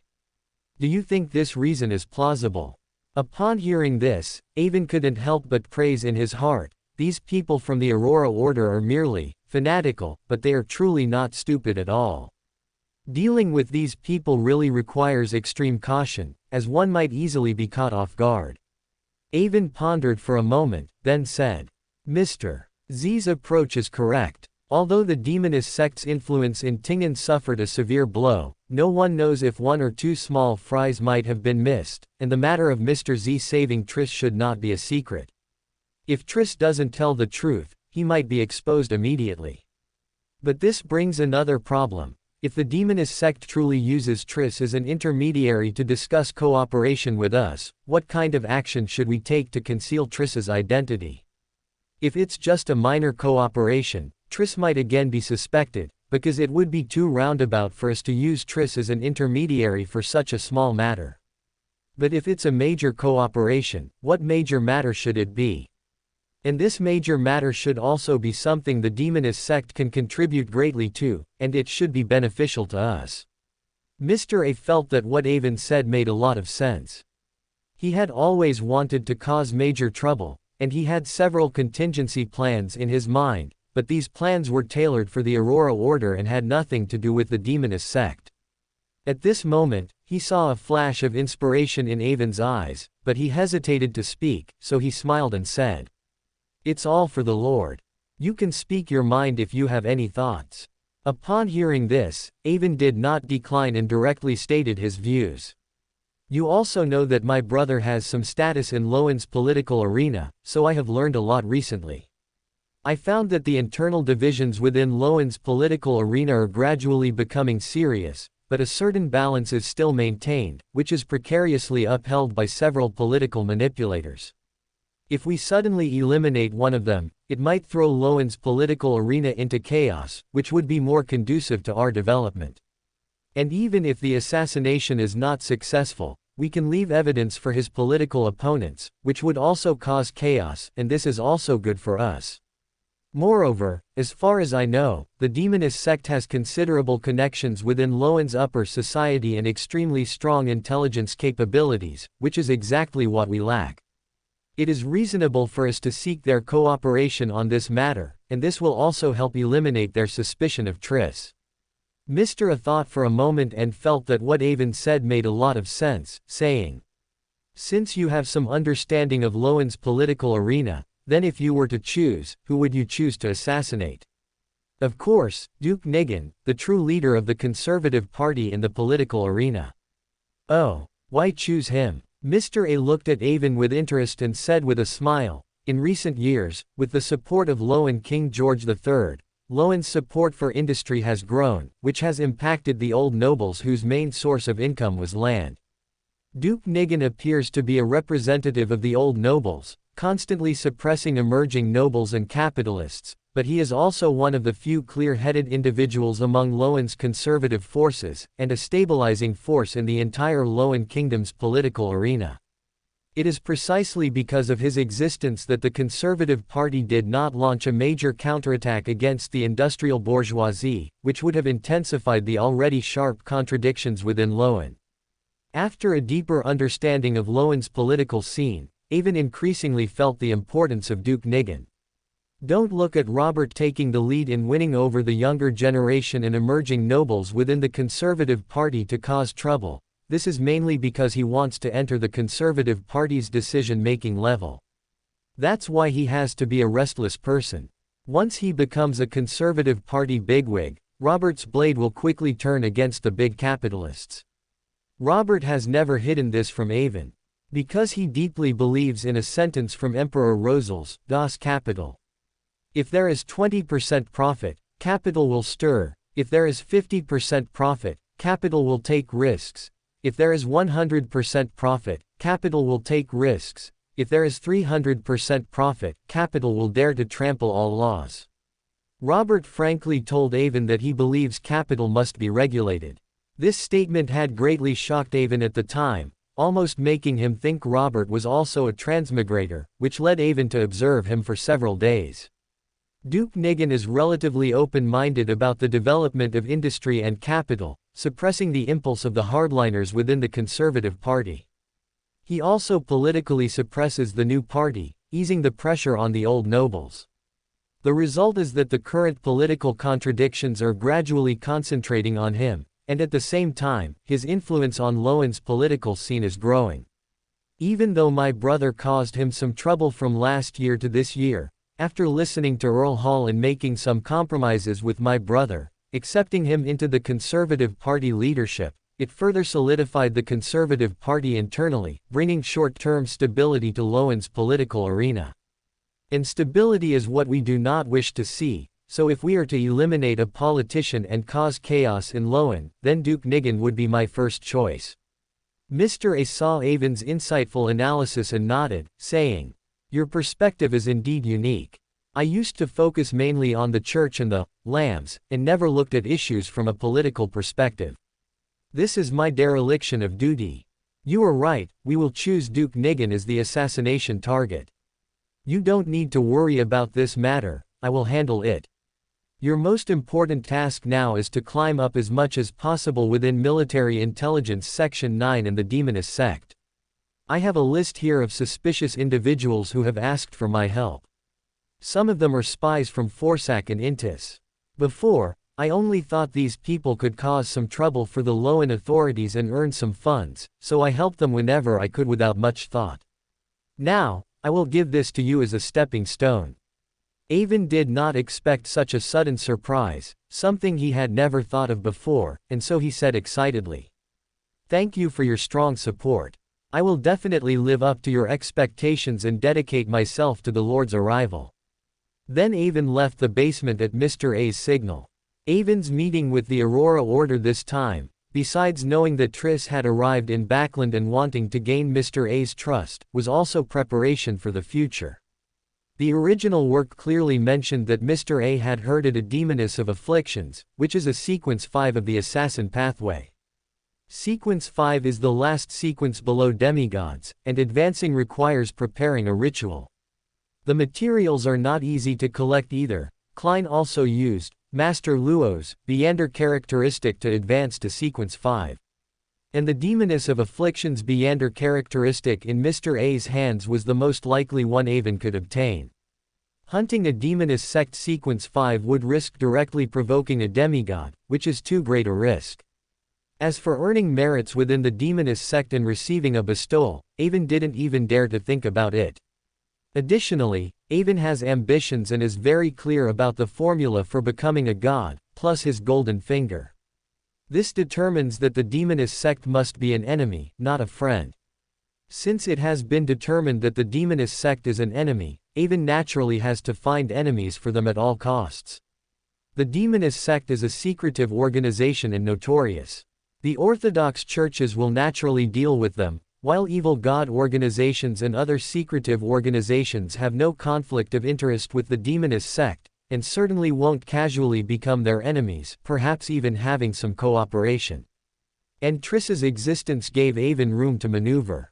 First, Avon knows from the original work that Triss is a vessel for divine descent cultivated by the Demoness sect, and a vessel for divine descent, anyone with half a brain knows, cannot be cultivated casually, it must have some special qualities. This determines that Triss has a certain mysterious connection with the primordial Demoness. The true creator once tried to control Death's treasure, the Death Pathway's uniqueness, by influencing the previous chief of the Forsaken Land of the Gods. It can be seen that the true creator, due to his special authority, is able to corrupt and control other pathways. Now, with a primordial Demoness's vessel for divine descent placed before the true creator, Avon doesn't believe the true creator won't be tempted. It would be best if they could start a fight. Avon is well aware that his mysterious city's status is not low, capable of directly influencing both the hunter and assassin pathways. Moreover, Avon cannot be certain that his abnormality will not be exposed to the high-level beyonders of these two pathways, just like Klein. Therefore, Avon must frantically cause trouble for the Demoness sect, giving them excellent matched opponents, thus buying time for his own development. For example, the primordial Demoness and the true creator. Most of the strong beyonders of the hunter pathway are concentrated in the Fasak Empire and Intis, with strong beyonders from Loan, Fasak, and Lumberg watching, so Avon doesn't need to worry for now. But Avon needs to worry more about the Demoness sect. My true love is for the Demoness sect. I put in so much effort without expecting anything in return. I also have to occasionally reveal things about the Demoness sect to Theosophy Order to make them take it seriously. I'm really having a tough time. In my previous life, someone danced on 3 eggs. I'm dealing with more than just 3 eggs. If I don't get some Beander characteristics from the Demoness sect, I won't be doing justice to all my hard work. When Avon returned to the trading hall, he found that most of the people who had just gone to the darkroom for transactions had returned, and Zio was sitting in a chair waiting for him. Chapter 94, Zio Durecha's Value. As you said, when I wrote down a request on the blackboard to purchase the main ingredients for the sheriff potion, a person wearing a golden mask immediately found me. He said he could provide what I needed and wanted to establish a connection with me.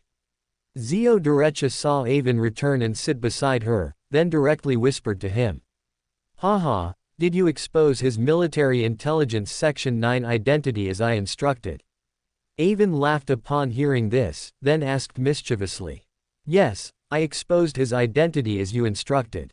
He seemed very surprised and was speechless for a long time. Then I told him that I had already been recruited by you and joined military intelligence section 9, and he didn't say anything more and left directly. As she spoke, Zio Durecha looked at Avon strangely, then asked inquisitively. I heard that military intelligence section 9 is quite difficult to enter. How were you so sure I would be recruited? Avon had no intention of hiding anything from Zio Durecha, so he said directly. Entering military intelligence section 9 is indeed very difficult. Not only do you need aristocratic connections or lineage, but you also need to undergo long periods of observation and testing, and require someone to provide a guarantee, and so on. You possess all these conditions, and most importantly, you are not someone without a background, so it's not surprising that he recruited you. Zio Durecha's eyes narrowed as she looked at Avon's face, trying to see through his expression via the iron mask, but she was destined to observe nothing. She could only ask in a serious tone. You know my identity. Of course, I do. You are my subordinate whom I recruited. If I don't even know your identity, wouldn't I be asking for trouble if something goes wrong in the future? Then do you know about my father's matter? Zio Durecha suddenly realized that Avon's status was very high and he might know many secrets, so she could potentially learn the secret behind her father's execution from him. I don't know. The matter your father was involved in might be very important. At least, I have no way of knowing the details, and this matter has been wiped too clean, so clean that it makes me believe there must be a high sequence power involved in concealing it. Because Avon only had half of the Lord of the Mysteries, memories, he indeed did not know why Zio Durecha's father was executed. He had subtly inquired with Robert before, but it was clear that Robert was not very clear about the inside story either. Due to King George III's strange behavior after the Backland smog, Avon was certain that the matter was not simple, so he decisively did not delve deeper into it. Seeing Avon like this, Zio Durecha knew that she could not get more information from him, so she turned to ask about other things. Since you know my identity, normally you should stay far away from me to avoid unnecessary trouble for yourself. This was also a problem that had troubled Zio Durecha for a long time, because she had been linked to Military Intelligence Section 9 too easily, completely unlike the rumored difficulty. She and Furs had speculated about this for a long time but had not reached a clear conclusion. Anyway, she didn't believe it was because of her abilities, because when monitoring Zarel, she and Furs could be said to be full of loopholes. If not for Avon's oversight and leakage repair, the first day's mission would have failed. Your father's positions were the commander of the Royal Palace Guard and the chief attendant. This position also served as the liaison between the royal family and Military Intelligence Section 9, having direct influence over Military Intelligence Section 9.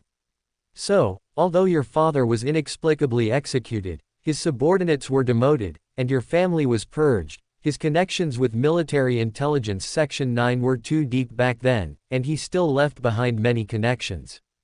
Even if his subordinates from back then died, fled, or betrayed, many still remember your father's promotion of them, they just don't show it normally. Otherwise, how could someone contact you as soon as you sought to purchase the corresponding materials for a sheriff?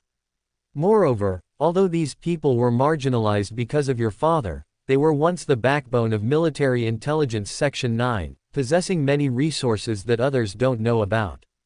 If someone gives them hope, making them believe they can return to their rightful positions, then do you think they will unleash powerful energy? Zio Durecha looked at Avon in disbelief, not expecting that her identity, which she had always been very wary of and unwilling to explicitly state, would be so useful in Avon's eyes.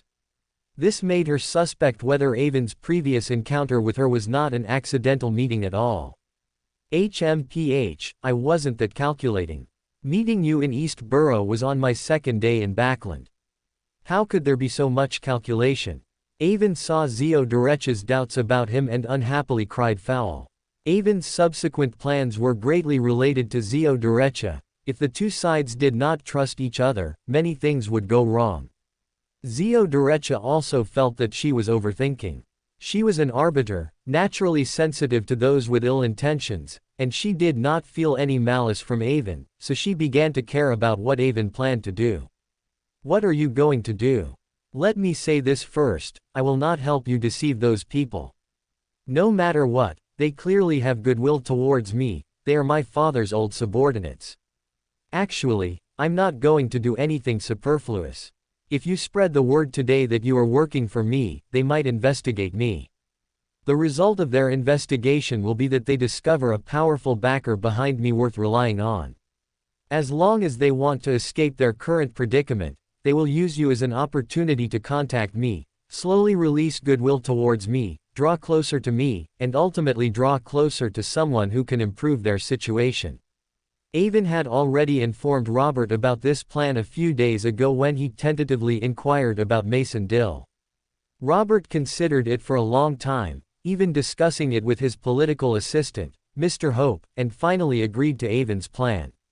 If all goes as expected, Robert will officially become the chairman of the Military and Intelligence Committee in the Parliament in a few days, truly holding the purse strings of the Army and a part of Military Intelligence Section 9's funds.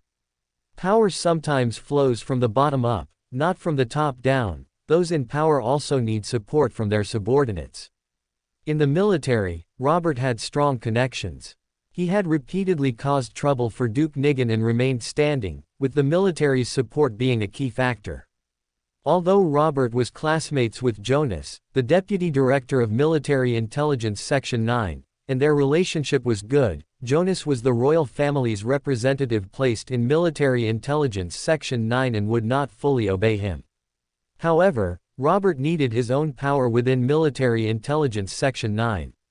Avon had already stated that his goal was the army and he would not stay in Military Intelligence Section 9 for too long, so he could only turn his attention to others, and Avon's suggestion came at just the right time. Then, Mr. Kidd, can you tell me your identity? I can help you contact them, but I also cannot lead them astray. Zio Derecha was naturally touched to learn that her father's subordinates had secretly looked after her. She was willing to help these people out of their predicament and serve as a liaison between Avon and these individuals, but she didn't truly understand Avon, so she also needed to know Avon's true identity to assess whether she should exert effort, lest she be sold out by Avon. Chapter 95, Instigation and Full Moon. Avon smiled. He knew Zio Derecha would make this request, and he had no intention of hiding it, so he said proudly with a smile. My name is Avon Horn. You certainly haven't heard of me, but you must know my brother. He's the combat hero of the Loan Kingdom, the most prominent political rising star of the past 2 years, and a member of Parliament in the House of Commons, Robert Horn. Robert Horn. Anyone who paid attention to high-level information in Loan would know who Robert Horn was, and Zio Derecha, being of noble birth, was naturally no exception. If nothing unexpected happens, my brother might be appointed as the chairman of the Parliament's Military and Intelligence Committee in a few days. He can be considered one of the direct superior leaders of Military Intelligence Section 9. He knows about and has agreed to my recruitment of disgruntled individuals within Military Intelligence Section 9. So, for your father's former subordinates, isn't this a very worthwhile opportunity to align with someone powerful? The cooperation can be said to be a two-way street, beneficial to both sides. While that was said, Mason Dill's subordinates had waited for many years and might only have this one chance, while Robert and Avon had other options. It was self-evident who held the initiative in this cooperation. Of course, Avon would not spell out these details. Instead, he kept inciting. The resources of the Beyonder world are limited. If you don't strive for them, others will occupy them. Without great merits, without the help of others, how long will it take for you to advance to become a strong Beyonder by yourself? How long will it take to uncover the truth of your father's death, and how long will it take to restore the Derecha family's reputation? Sometimes, choice is more important than effort. Think about it carefully. Avon knew that he and Zio Derecha had only known each other for a few days and had not established a deep friendship. If she were forced to choose between him and her father's loyal old subordinates, she would definitely choose her father's old subordinates. Therefore, Avon wanted her to realize that only Avon could help her overturn her father's case in the future and revitalize her family, not her father's old subordinates. This was very important, because in Robert and Avon's plan, Zio Derecha was the best leverage for them to control this group of disgruntled individuals. Therefore, Zio Derecha siding with that group of disgruntled individuals was not in the interests of Robert and Avon. And clearly, Zio Derecha had understood Avon's words and nodded with difficulty, saying, I know what to do, and I hope you will honor your promises in the end. You can rest assured on that point. Neither my brother nor I are people who casually break promises. From the description of George III in Lord of the Mysteries, and his deep cooperation with the demonist sect, Avon was sure that no matter what he wanted to do in the future, his ending was already predetermined, simply because he stood on the opposite side of the protagonist, Klein. So Avon had no psychological pressure in making promises, which also made Zio Derecha, as an arbiter, feel Avon's sincerity and confirm that Avon was not deceiving her. As Avon spoke with Zio Derecha, a tray appeared before Avon. On the tray was a thick envelope, with a thoughtful letter opener placed next to it. Avon saw that the attendant holding the tray said nothing, and he understood. This was the spy list Mr. A had promised to give him. So he took it and directly used the letter opener to open the envelope, taking out the contents for a quick look. Zio Derecha didn't know what Mr. A had given Avon, but she instinctively straightened up and watched her surroundings to prevent anyone from peeking. Unfortunately, no matter how much she straightened her body, she couldn't see the side Avon was covering. Just as she was wondering if she should stand up, Avon pulled out a few pages from the thick stack of documents and handed them to her, saying, "You just withdrew your surveillance on Zarel, but out of a spy's caution, he should still send people to observe you for a few days. Don't be idle these days, just track and investigate these people. Don't go too deep yet, just a rough investigation will do. Also, prepare your reasons for investigating them in advance. The core point is still to ensure you are not suspected by Zarel. Once he is sure you are not peers and withdraws his surveillance on you, then you can conduct a deeper investigation." Zio Derecha took the few pages Avon handed her, glanced at them, then fanned them with her hand and asked, "Is this your deal with Mr. A? What did they do? Are they all spies?" "They are all spies, or rather, they all have connections with foreign forces. That's why your initial investigation shouldn't be too deep, it wouldn't be good if Zarel noticed. How does Mr. A know so many people? I even see Beyonders among them. What did you give him for him to give you such a great gift?" Mr. A is actually a follower of the evil god, the true creator. People often ask him to do dirty work, so he naturally knows a lot. As for what I gave him for this information, I can't tell you. Zio Derecha fell silent, not pressing further, and continued to look at the documents in her hand, making sure to imprint the targets in her mind. Not long after, the gathering hosted by Mr. A ended, and Avon left the gathering first, as if he didn't know Mr. A.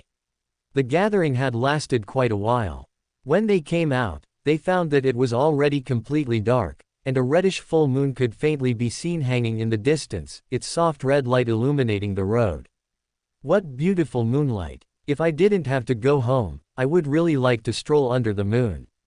Avon had no reddish moon in his previous life, so in his eyes, the land enveloped by the red moon had a peculiar beauty. Sitting in the carriage, Zio Derecha, who had been thinking about the information of the people to investigate, suddenly reacted when she heard Avon's words. She leaned against the carriage window, looking at the sky, which seemed to be covered by a hazy red veil, and cold sweat immediately broke out. Although Furs had once told her that the full moon night's influence on her wasn't too great, how could Zio Derecha, living in the same apartment, not have noticed her pain? She had just pretended not to know. Thinking of Furs struggling in pain alone in the apartment, Zio Derecha felt extremely anxious and restless, wishing she could fly back immediately. But Avon was right beside her. She needed a reason to leave now, but if she lied, Zio Derecha couldn't guarantee she could hide it. However, Zio Derecha was unwilling to tell the truth either, as it was a friend's private matter, and how could she speak of it without their consent? Just as she was indecisive and found it difficult to choose, Avon said faintly, "It's the full moon today. Aren't you going home quickly to check on Furs's condition?" Chapter 96, The Teleportation Bracelet. "How do you know about this? Furs never told anyone else besides me. Are you monitoring us?" "No, that's not right. We didn't even know each other during the last full moon." Zio Derecha was extremely surprised by Avon's knowledge of Furs's situation, blurting out her suspicion of Avon, only to immediately refute it herself. "Instead of asking me this question, you should hurry and urge the coachman to speed up. Every full moon is a hurdle for Beyonders of their pathway, and they might suddenly die or lose control at any time. Upon hearing this, Zio no longer cared about pressing the matter. She quickly pulled out a 10 Sul banknote from her pocket and urged the coachman to accelerate. The motivational effect of money was undeniable. In less than an hour, the coachman brought them to Cherwood Borough. When Zio rushed into the apartment in a panic, she only saw Furs lazily lying on the sofa. Furs had anticipated her good friend's hurried return, so she had already tidied up the house that she had messed up. Just as she was about to open her mouth to comfort her friend, she noticed Avon calmly entering through the open door. Why are you here? Furs hadn't expected Zio to bring Avon at this moment, which meant Zio might have informed Avon of her situation. This was her secret and weakness, and it instantly made her lose her sense of security. It wasn't me who told him. He already knew about your situation, and he was the one who reminded me that today was the full moon. Zio saw her friend's expression and knew there was a misunderstanding, so she explained anxiously. Indeed, Miss Zio didn't tell me. To be honest, your condition isn't uncommon among certain groups. Furs's face lit up with surprise, and she quickly asked, "Is what you're saying true? Do you know what caused this? Who is making that demonic whispering sound?" This problem had bothered her for a long time. Ever since she used that bracelet, which allowed her to teleport long distances to escape, this problem had appeared, and it got worse each time. She felt that she would eventually be unable to endure it and would lose control, turning into a monster. "I can answer your question, but I advocate for fair trade. What can you offer me?" "First, let me make one thing clear. I don't like money."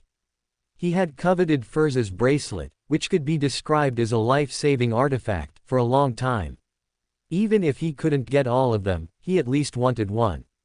Having such a thing provided too much security, and since he wasn't a Beyander of the apprentice pathway, there would be no side effects.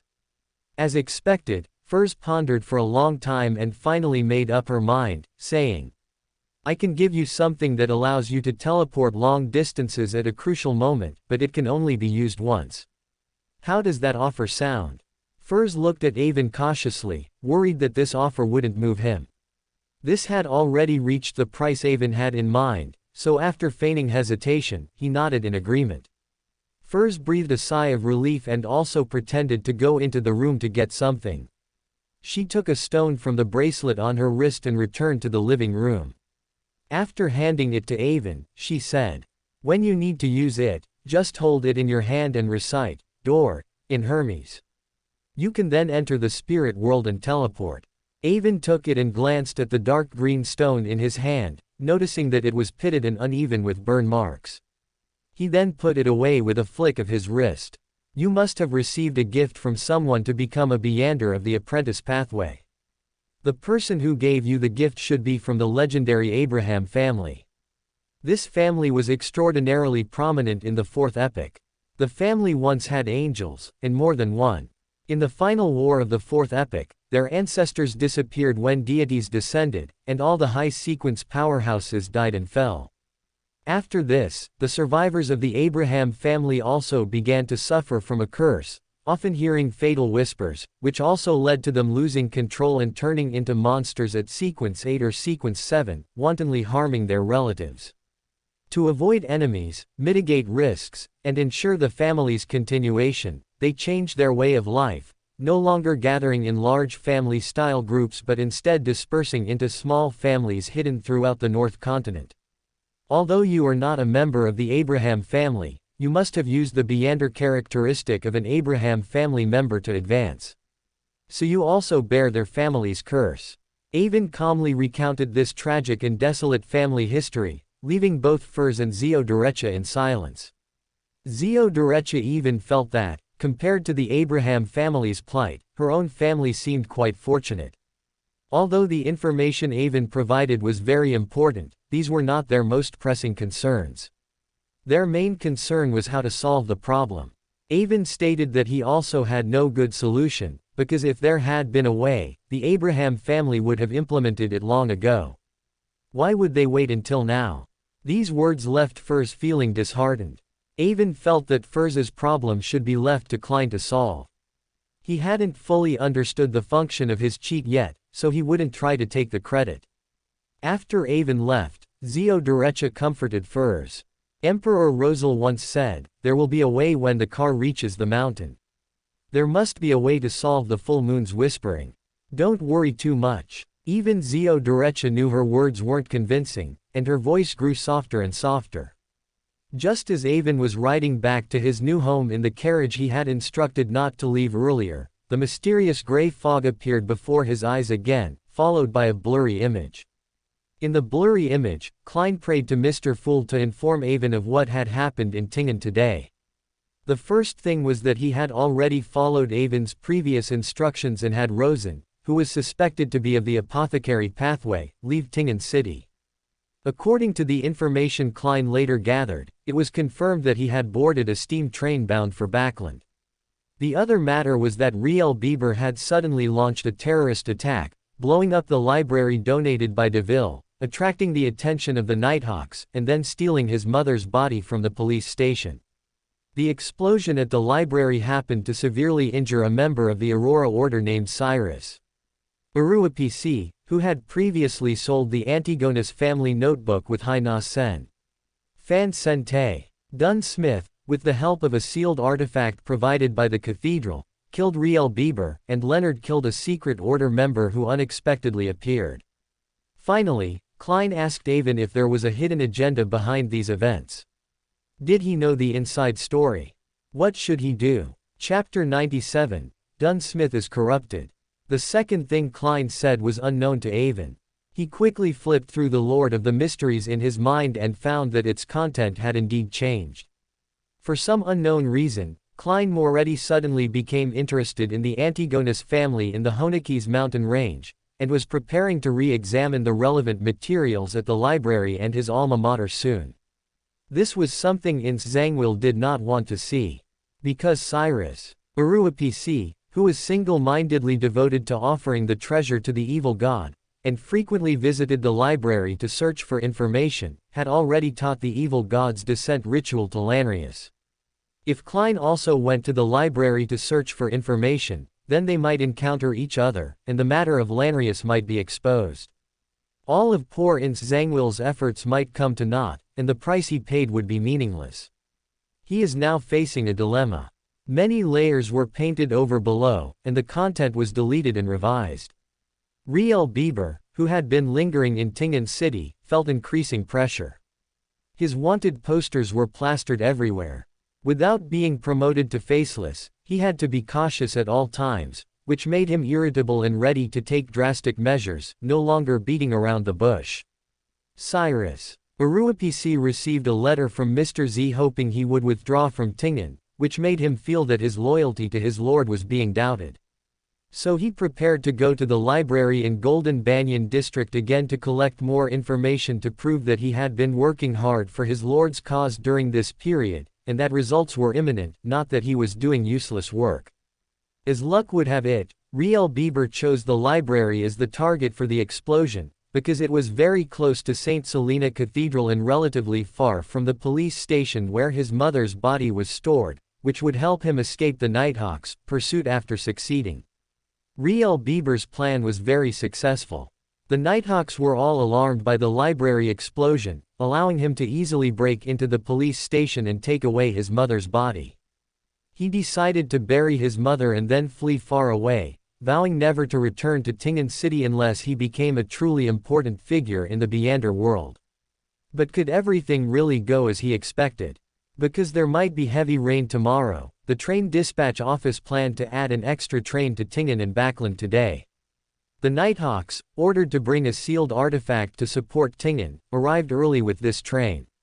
Members of the secret order, who were tracking the organization's lost sealed artifact, anticipated Riel Bieber's target in advance. They were only wary of the Antigonus notebook in Riel Bieber's hand, so they could only follow silently, waiting for the opportune moment to act, or find a chance to pull him into the secret order. The Nighthawks of Tingen, with support from Quiet Church personnel and the sealed artifact brought by the Punisher squad, quickly located and caught up with Riel Bieber, and a fierce battle erupted between the two sides. The magician of the secret order wanted to use the chaos to steal the Antigonus family notebook and kill Leonard, who was clearly in the way. Many lines were smeared below, and the content was deleted and revised. Leonard, who harbored a secret, counter-killed the secret order's magician, whose sequence was clearly higher than his, under extremely unfavorable circumstances. This made Ince Zangwill extremely annoyed. Now he had to seriously consider how to deal with Klein Moretti and Leonard Mitchell, who were constantly causing him trouble, otherwise they would sooner or later ruin things. Riel Bieber, besieged by numerous official beyonders, was finally annihilated. Dunn Smith came into contact with the Antigonus family notebook, and unable to suppress his curiosity, he flipped through its contents and was subtly corrupted a little. This went unnoticed by anyone. Due to Riel Bieber's death, the matter of the Antigonus notebook temporarily came to an end, but Leonard did not know that the special abilities he displayed when killing the secret order member earlier were seen by Dunn Smith. Although Dunn Smith ultimately did not mention this matter, he decided to pay close attention to him in the future, which would greatly restrict Leonard's future actions. Ince Zangwill suffered a backlash for disregarding his injuries and forcibly interfering with the arrangements of the Quill of Alzuhad. Already in a poor mental state, he was affected by the skull of a death descendant he specifically found, feeling that rotten and foul-smelling, bare-boned corpses were so delicate and beautiful. So he prepared to have an all-night carnival with many rotten, foul-smelling corpses in the wilderness during the full crimson moon. The changes in the content of the Lord of the Mysteries caught Avon off guard. He didn't expect such significant changes to have occurred in Tingen in just one day. Although he had guessed that his suggestion for Klein to focus on the Honeke's mountain range treasure would have ripple effects, he truly didn't expect Ince Zangwill's countermeasures to be so decisive. He directly dealt with Riel Bieber, Cyrus Uruapc, and the hidden secret order members all at once, and even intended to use the secret order members to directly eliminate Leonard Mitchell. Clearly, he had begun to truly take seriously the unstable elements among the Nighthawks. Even though Ince Zangwill forcibly used the quill this time and suffered that disgusting, nauseating, yet somewhat humorous backlash, as long as he could still breathe, his next move might be a killing trap aimed at Leonard and Klein. What truly made Avon sigh was the corruption of Dunn Smith. He hadn't expected that after doing so much, it would still return to the original main storyline. All his efforts had only delayed the plot for less than a week, which made Avon feel a bit weary and somewhat lose confidence in his interference. But Avon quickly cheered up. No matter how difficult it was, he had to continue interfering. His goal had never changed, which was to minimize casualties in Tingen and to allow Klein to have as many weaknesses as possible, as the Grey Fog's hostility towards him still left Avon with lingering fears. Avon, who had liked to take the initiative since childhood, would definitely not do nothing and wait for death. The apartment where Furs and the others lived was not very far from Avon's current apartment, so the carriage quickly took him to his new home. After paying the fare and dealing with some curious neighbors, Avon eagerly prepared the ritual again, ready to request to go above the Grey Fog to write to Klein. In Backland, although 008 could not detect Avon's small movements, Adam might be watching, as he influenced the entire world. The information Avon was about to convey might directly disrupt Ince Zangwill's and 008's script, and indirectly disrupt Adam's script. Therefore, Avon did not want to speak it aloud in reality, but planned to say it in the Grey Fog. After a period of prayer, Avon once again arrived at the tall and solemn palace above the Grey Fog. Chapter 98 Helen comes to visit. Looking at Mr. the Fool, who seemed to always sit at the head, Avon quickly bowed respectfully and said, "Thank you for your generosity, allowing me to use your divine kingdom to write a letter." The Fool chuckled and shook his head, saying, "It's nothing, no need for formalities. You can write it now." With that, the Fool waved his hand, and paper and a pen appeared before Avon. Taking a deep breath, Avon held the pen and wrote a letter to Klein, while the Fool watched in real time. In the letter, Avon first wrote about Ince Zangwill's arrangements for the bombing, clearly stating that the main target of the entire bombing was actually that unlucky person in the library, who was the key figure connecting to the core content of the mastermind's script, so the mastermind wanted to silence him. He then wrote about Ins Zangwill's intention to use the Secret Order's magician to eliminate Leonard. If Leonard hadn't been carrying a secret, he would have been 100% dead. Avon reminded Klein that he and Leonard had already caught the mastermind's attention. The mastermind had decided to eliminate the two of them, who could escape his control, or at least restrict them, before advancing the script. Dunsmith discovering Leonard's abnormality was a clear example. Finally, Avon mentioned that by pushing the script despite his injuries, the mastermind's wounds had worsened, so the next period might be their last window of opportunity. Avon's suggestion for this was for Klein and Leonard to proactively push the related investment fraud case. If they were truly unwilling, then he would push it. At the same time, Avon wrote down the Spectator Pathways formula, asking Klein to use the materials in the formula to trace the Spectator in Tingen City, with the direction of the trace being the Evil Dragon Bar, and to act quickly. He also reminded Klein that this was another potential channel for him to understand the mastermind's intentions, and that he must not be careless. Only by acting quickly enough could they disrupt the mastermind's targeting of them and potentially save Tingen. Furthermore, Avon emphasized that sometimes, one does not necessarily have to be completely opposed to evil deity organizations, they can also be utilized, along with the evil deities behind them. High-level power can only be dealt with by even higher-level power. The mastermind being severely injured last time was a very good example. Finally, Avon once again stressed the importance of quickly spreading the role-playing method. After Avon finished writing the letter, he feigned a request for the Fool to deliver it, and the Fool naturally feigned agreement. After Avon left, the Fool Klein held the letter Avon had written, frowning deeply and constantly tapping the bronze table in front of him with his fingers. The library bombing was indeed pushed by the mastermind, as expected. He just hadn't expected its target to be that Aurora Order member named Cyrus. Urua PC. Mastermind plus evil deity organization, this combination already made Klein feel alarmed. But what puzzled Klein was that Avon actually believed that the Aurora Order could, to some extent, stand with them, which left Klein completely bewildered. At the same time, Klein also realized then how dangerous pursuing Riel Bieber was, and that Leonard was almost tricked by the mastermind. Thinking about the endless schemes against himself and Leonard in the future, Klein's vigilance was fully heightened. Also, Leonard was already suspected by the captain, and his future actions would be greatly restricted, making Klein decide that Leonard would be the one to teach the role-playing method to everyone, to dispel the captain's suspicions as much as possible. The only comforting thing was that because the mastermind forcefully pushed the script, adding injury to injury, he still had time. Avon is right, all responses must be based on improving one's own strength. Now that the potion from the previous sequence has been fully digested, it's time to prepare for advancement. I'll go with Leonard to find the captain in a bit. Leonard will announce the role-playing method, and I'll apply for advancement. Even if this draws suspicion from the church, I don't care. In fact, it's even better if the church actually suspects us, as it will make them focus more on Tingen City.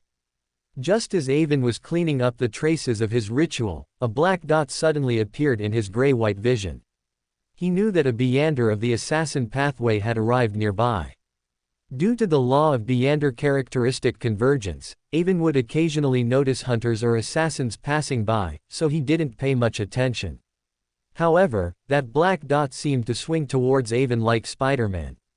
Through his perception of the black dot, Avon felt that this should be a Sequence 6 demoness. So Avon basically knew who the visitor was, but Avon could only feign ignorance, continuing to pack his unfinished luggage, pretending to be completely unaware. And this demoness, after sneaking into Avon's room, did not immediately reveal herself. Instead, she silently watched Avon's every move. After a long time, just as Avon was about to lose his patience, he suddenly felt someone hug him from behind, causing his muscles to tense, and he heard a resentful voice. "You should know that I just advanced to pleasure not long ago, and I've been thinking of you day and night. How could you bear not to come find me for so many days?" Aren't you afraid I'll go find other men? Helen felt Avon's temporarily tensed muscles with her uneven body, realizing that Avon hadn't noticed her before. Then she said in a resentful voice, "You scared me to death. Why are you so ghostly and elusive?" Avon seemed to be greatly startled and said irritably, He, ghosts aren't as scary as I am. You're not afraid of me at all in bed, and you even repeatedly showed your prowess, making me disarm. How could you be afraid of ghosts?" Helen stuck out her tongue and licked Avon's ear, teasingly saying. This sentence was an aphrodisiac for every man. Avon naturally puffed out his chest, and his body reacted accordingly. As a demoness of pleasure, Helen naturally felt the changes in Avon's body, smiled enchantingly, and then reached down to grasp Avon. Avon naturally wouldn't restrain himself. The frustration he had endured with Natasha found an outlet. He directly pulled Helen from behind to his front, lifted her, and walked towards the already tidied bedroom. A long time later, Helen, with a flushed face, lay on Avon's body, constantly making small movements, and then tentatively said, "You really advanced. You're even more courageous than before. I can barely take you. Is it the potion given to you by the demoness sect? Who is the demoness you're in contact with? I wonder if I know her." Avon also swept away the depression he had felt while with Natasha during this period, looking at the white ceiling and entering sage time, ignoring Helen's small movements and saying, "I only know her name is Natasha, and nothing more. To show that she's more generous than her older sister, she directly gave me the instigator Beander characteristic. I successfully advanced just yesterday." Chapter 99, Theosophy Order enters the fray. Helen was shocked. Others didn't know when Avon became a Beander, but Helen did. She was the one who had forced Avon to drink the assassin potion, and she hadn't expected that in less than half a month, Avon would be confident enough to advance to instigator, and even succeed in the end. This greatly surprised her. She herself had taken half a year to digest the assassin potion back then, and for that, she had even received mother's praise. Avon also knew that such rapid advancement was too astonishing, but he didn't plan to hide it. He was confident that the demoness of Theosophy Order wouldn't be able to discover the mysterious city, which was deeply connected to him, so he wasn't afraid of Theosophy Order's investigation. This way, he might even be able to display his unique talent and gain greater importance. Helen quickly moved past her surprise at Avon's speed of potion digestion and instead excitedly began talking about Natasha. "So it's him. He is highly valued within the demoness sect. It seems he advanced to demoness of pleasure in less than 5 years. It's said he's already preparing to advance to demoness of pain and is being groomed as a high-ranking member of the demoness sect. That's not even the main point. The main point is that his mother is one of the high-ranking members of the demoness sect, the child of the Saintess of White, Katerina Pell. According to my mother, the Saintess of White has frequently appeared in the Loan Kingdom in recent years, and it's highly possible that she is the executor of a conspiracy being brewed by the demoness sect in Backland. Natasha, as the child of the Saintess of White, also appearing in Backland, must not be a coincidence. He might even be a participant in the conspiracy, so you must gain his trust and inquire about relevant information from him. HMPH. Helen was exceptionally excited that Avon's new contact was Natasha, but Avon's feelings were not quite the same. He merely snorted coldly and said nothing more. Seeing this, Helen only thought for a moment about the rumors she'd heard about Natasha and knew that Avon had been wronged during their interaction. She couldn't help but coax him with kind words. Gradually, Avon's expression returned to normal, and then he reported the information he had already obtained to Helen, continuing to increase his value in the eyes of Theosophy Order. Natasha had me prepare a safe house for him this morning, for someone who escaped from Tingen.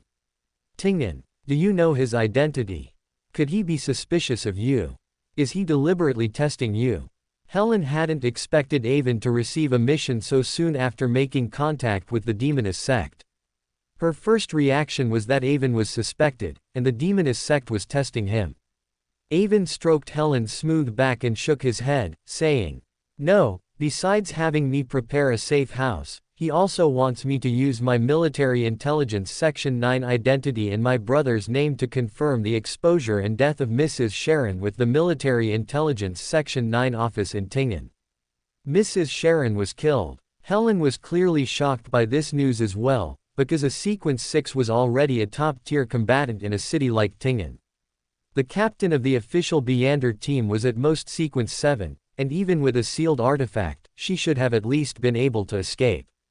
Moreover, the demoness pathway was known for being difficult to kill.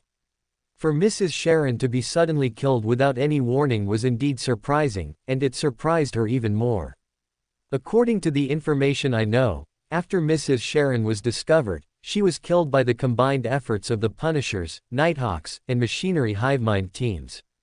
Of course, that's not the main point. The main point is that Natasha personally said that the subordinate of Mrs. Sharon who escaped from Tingen is very important. This subordinate was reportedly recruited by Mrs. Sharon in the name of Theosophy Order. He was supposed to contact Mrs. Sharon, but unfortunately, Mrs. Sharon had an accident at that time, and he fled to Backland. So Natasha wants to screen him, which is very strange. Avon completely recounted the information he had learned today. After he advanced to Instigator, he immediately sent a telegram to Tingen, then organized the details he had learned, and before going to meet Zio Derecha for Mr. A's gathering in the afternoon, he placed the intel in the hotel room where he had drunk the Instigator potion earlier. It is indeed very strange. Subordinates developed in this way are generally the least valued by the demoness sect. Once even a slight sign of abnormality is discovered, they often directly execute the suspected subordinate. After all, a demoness like Mrs. Sharon is, in the end, a family member with blood ties, even if their relationship isn't good. And as you said, to even screen a subordinate separately, this is the first time I've heard of such a situation. After Avon provided enough information, Helen naturally also discovered the anomaly and became alert to this unusual phenomenon. People often deeply believe in what they analyze themselves but don't believe what others say. Avon used this characteristic to make Helen believe that she had discovered a secret of the demoness sect, and a very important one at that. So, after realizing the abnormality of the demoness sect, Helen no longer lingered with Avon. She directly used her silk to float her naked body in the air, and at the same time, all the clothes that Avon had torn off also seemed to come alive, floating over and putting themselves on her, allowing Avon to enjoy a fashion show. Watching her beautiful body being covered by one piece of clothing after another, Avon seemed to feel a different kind of temptation, his heart itching unbearably, with an urge to strip off the clothes that had just been put on, one by one, again. Clearly, the demoness of pleasure Helen also noticed the desire in Avon's eyes. She smiled softly, slowed down her dressing, and continuously made various alluring movements, teasing Avon. Watching Avon's breathing grow heavier and heavier, the demoness Helen couldn't help but let out a ha ha ha ha laugh. After getting dressed, she leaned down, revealing her pink and tender semicircular snow mounds, and whispered in Avon's ear. "This is your punishment for not coming to find me for so many days." With that, she disappeared from Avon's sight, leaving Avon completely bewildered. It took him a long time to realize that Helen had truly aroused his excitement and then decisively pulled away. Looking at his proudly erect little brother, Avon hammered the bed with his hand in frustration, then lay on the bed with a wry smile, muttering, "Demoness. Demoness. They kill but don't bury." Half an hour later, Avon watched the distant black dot in gray-white vision and stopped his performance. The rosy color on his body also receded directly. The desire Helen had aroused with her silk before disappearing also faded instantly.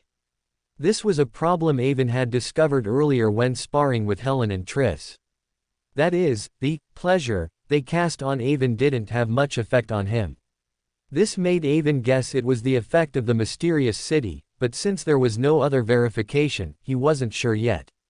Avon got out of bed, put on a nightgown, and walked to the floor-to-ceiling window, looking at the brightly lit shops below and the coming and going pedestrians, his gaze deep and profound. For more thrilling fanfiction stories like this, check out my channel Fanfic Audiobook. Dive into epic adventures, mysterious realms, and legendary journeys brought to life through immersive storytelling. Don't forget to like, share, and subscribe for more amazing audiobooks.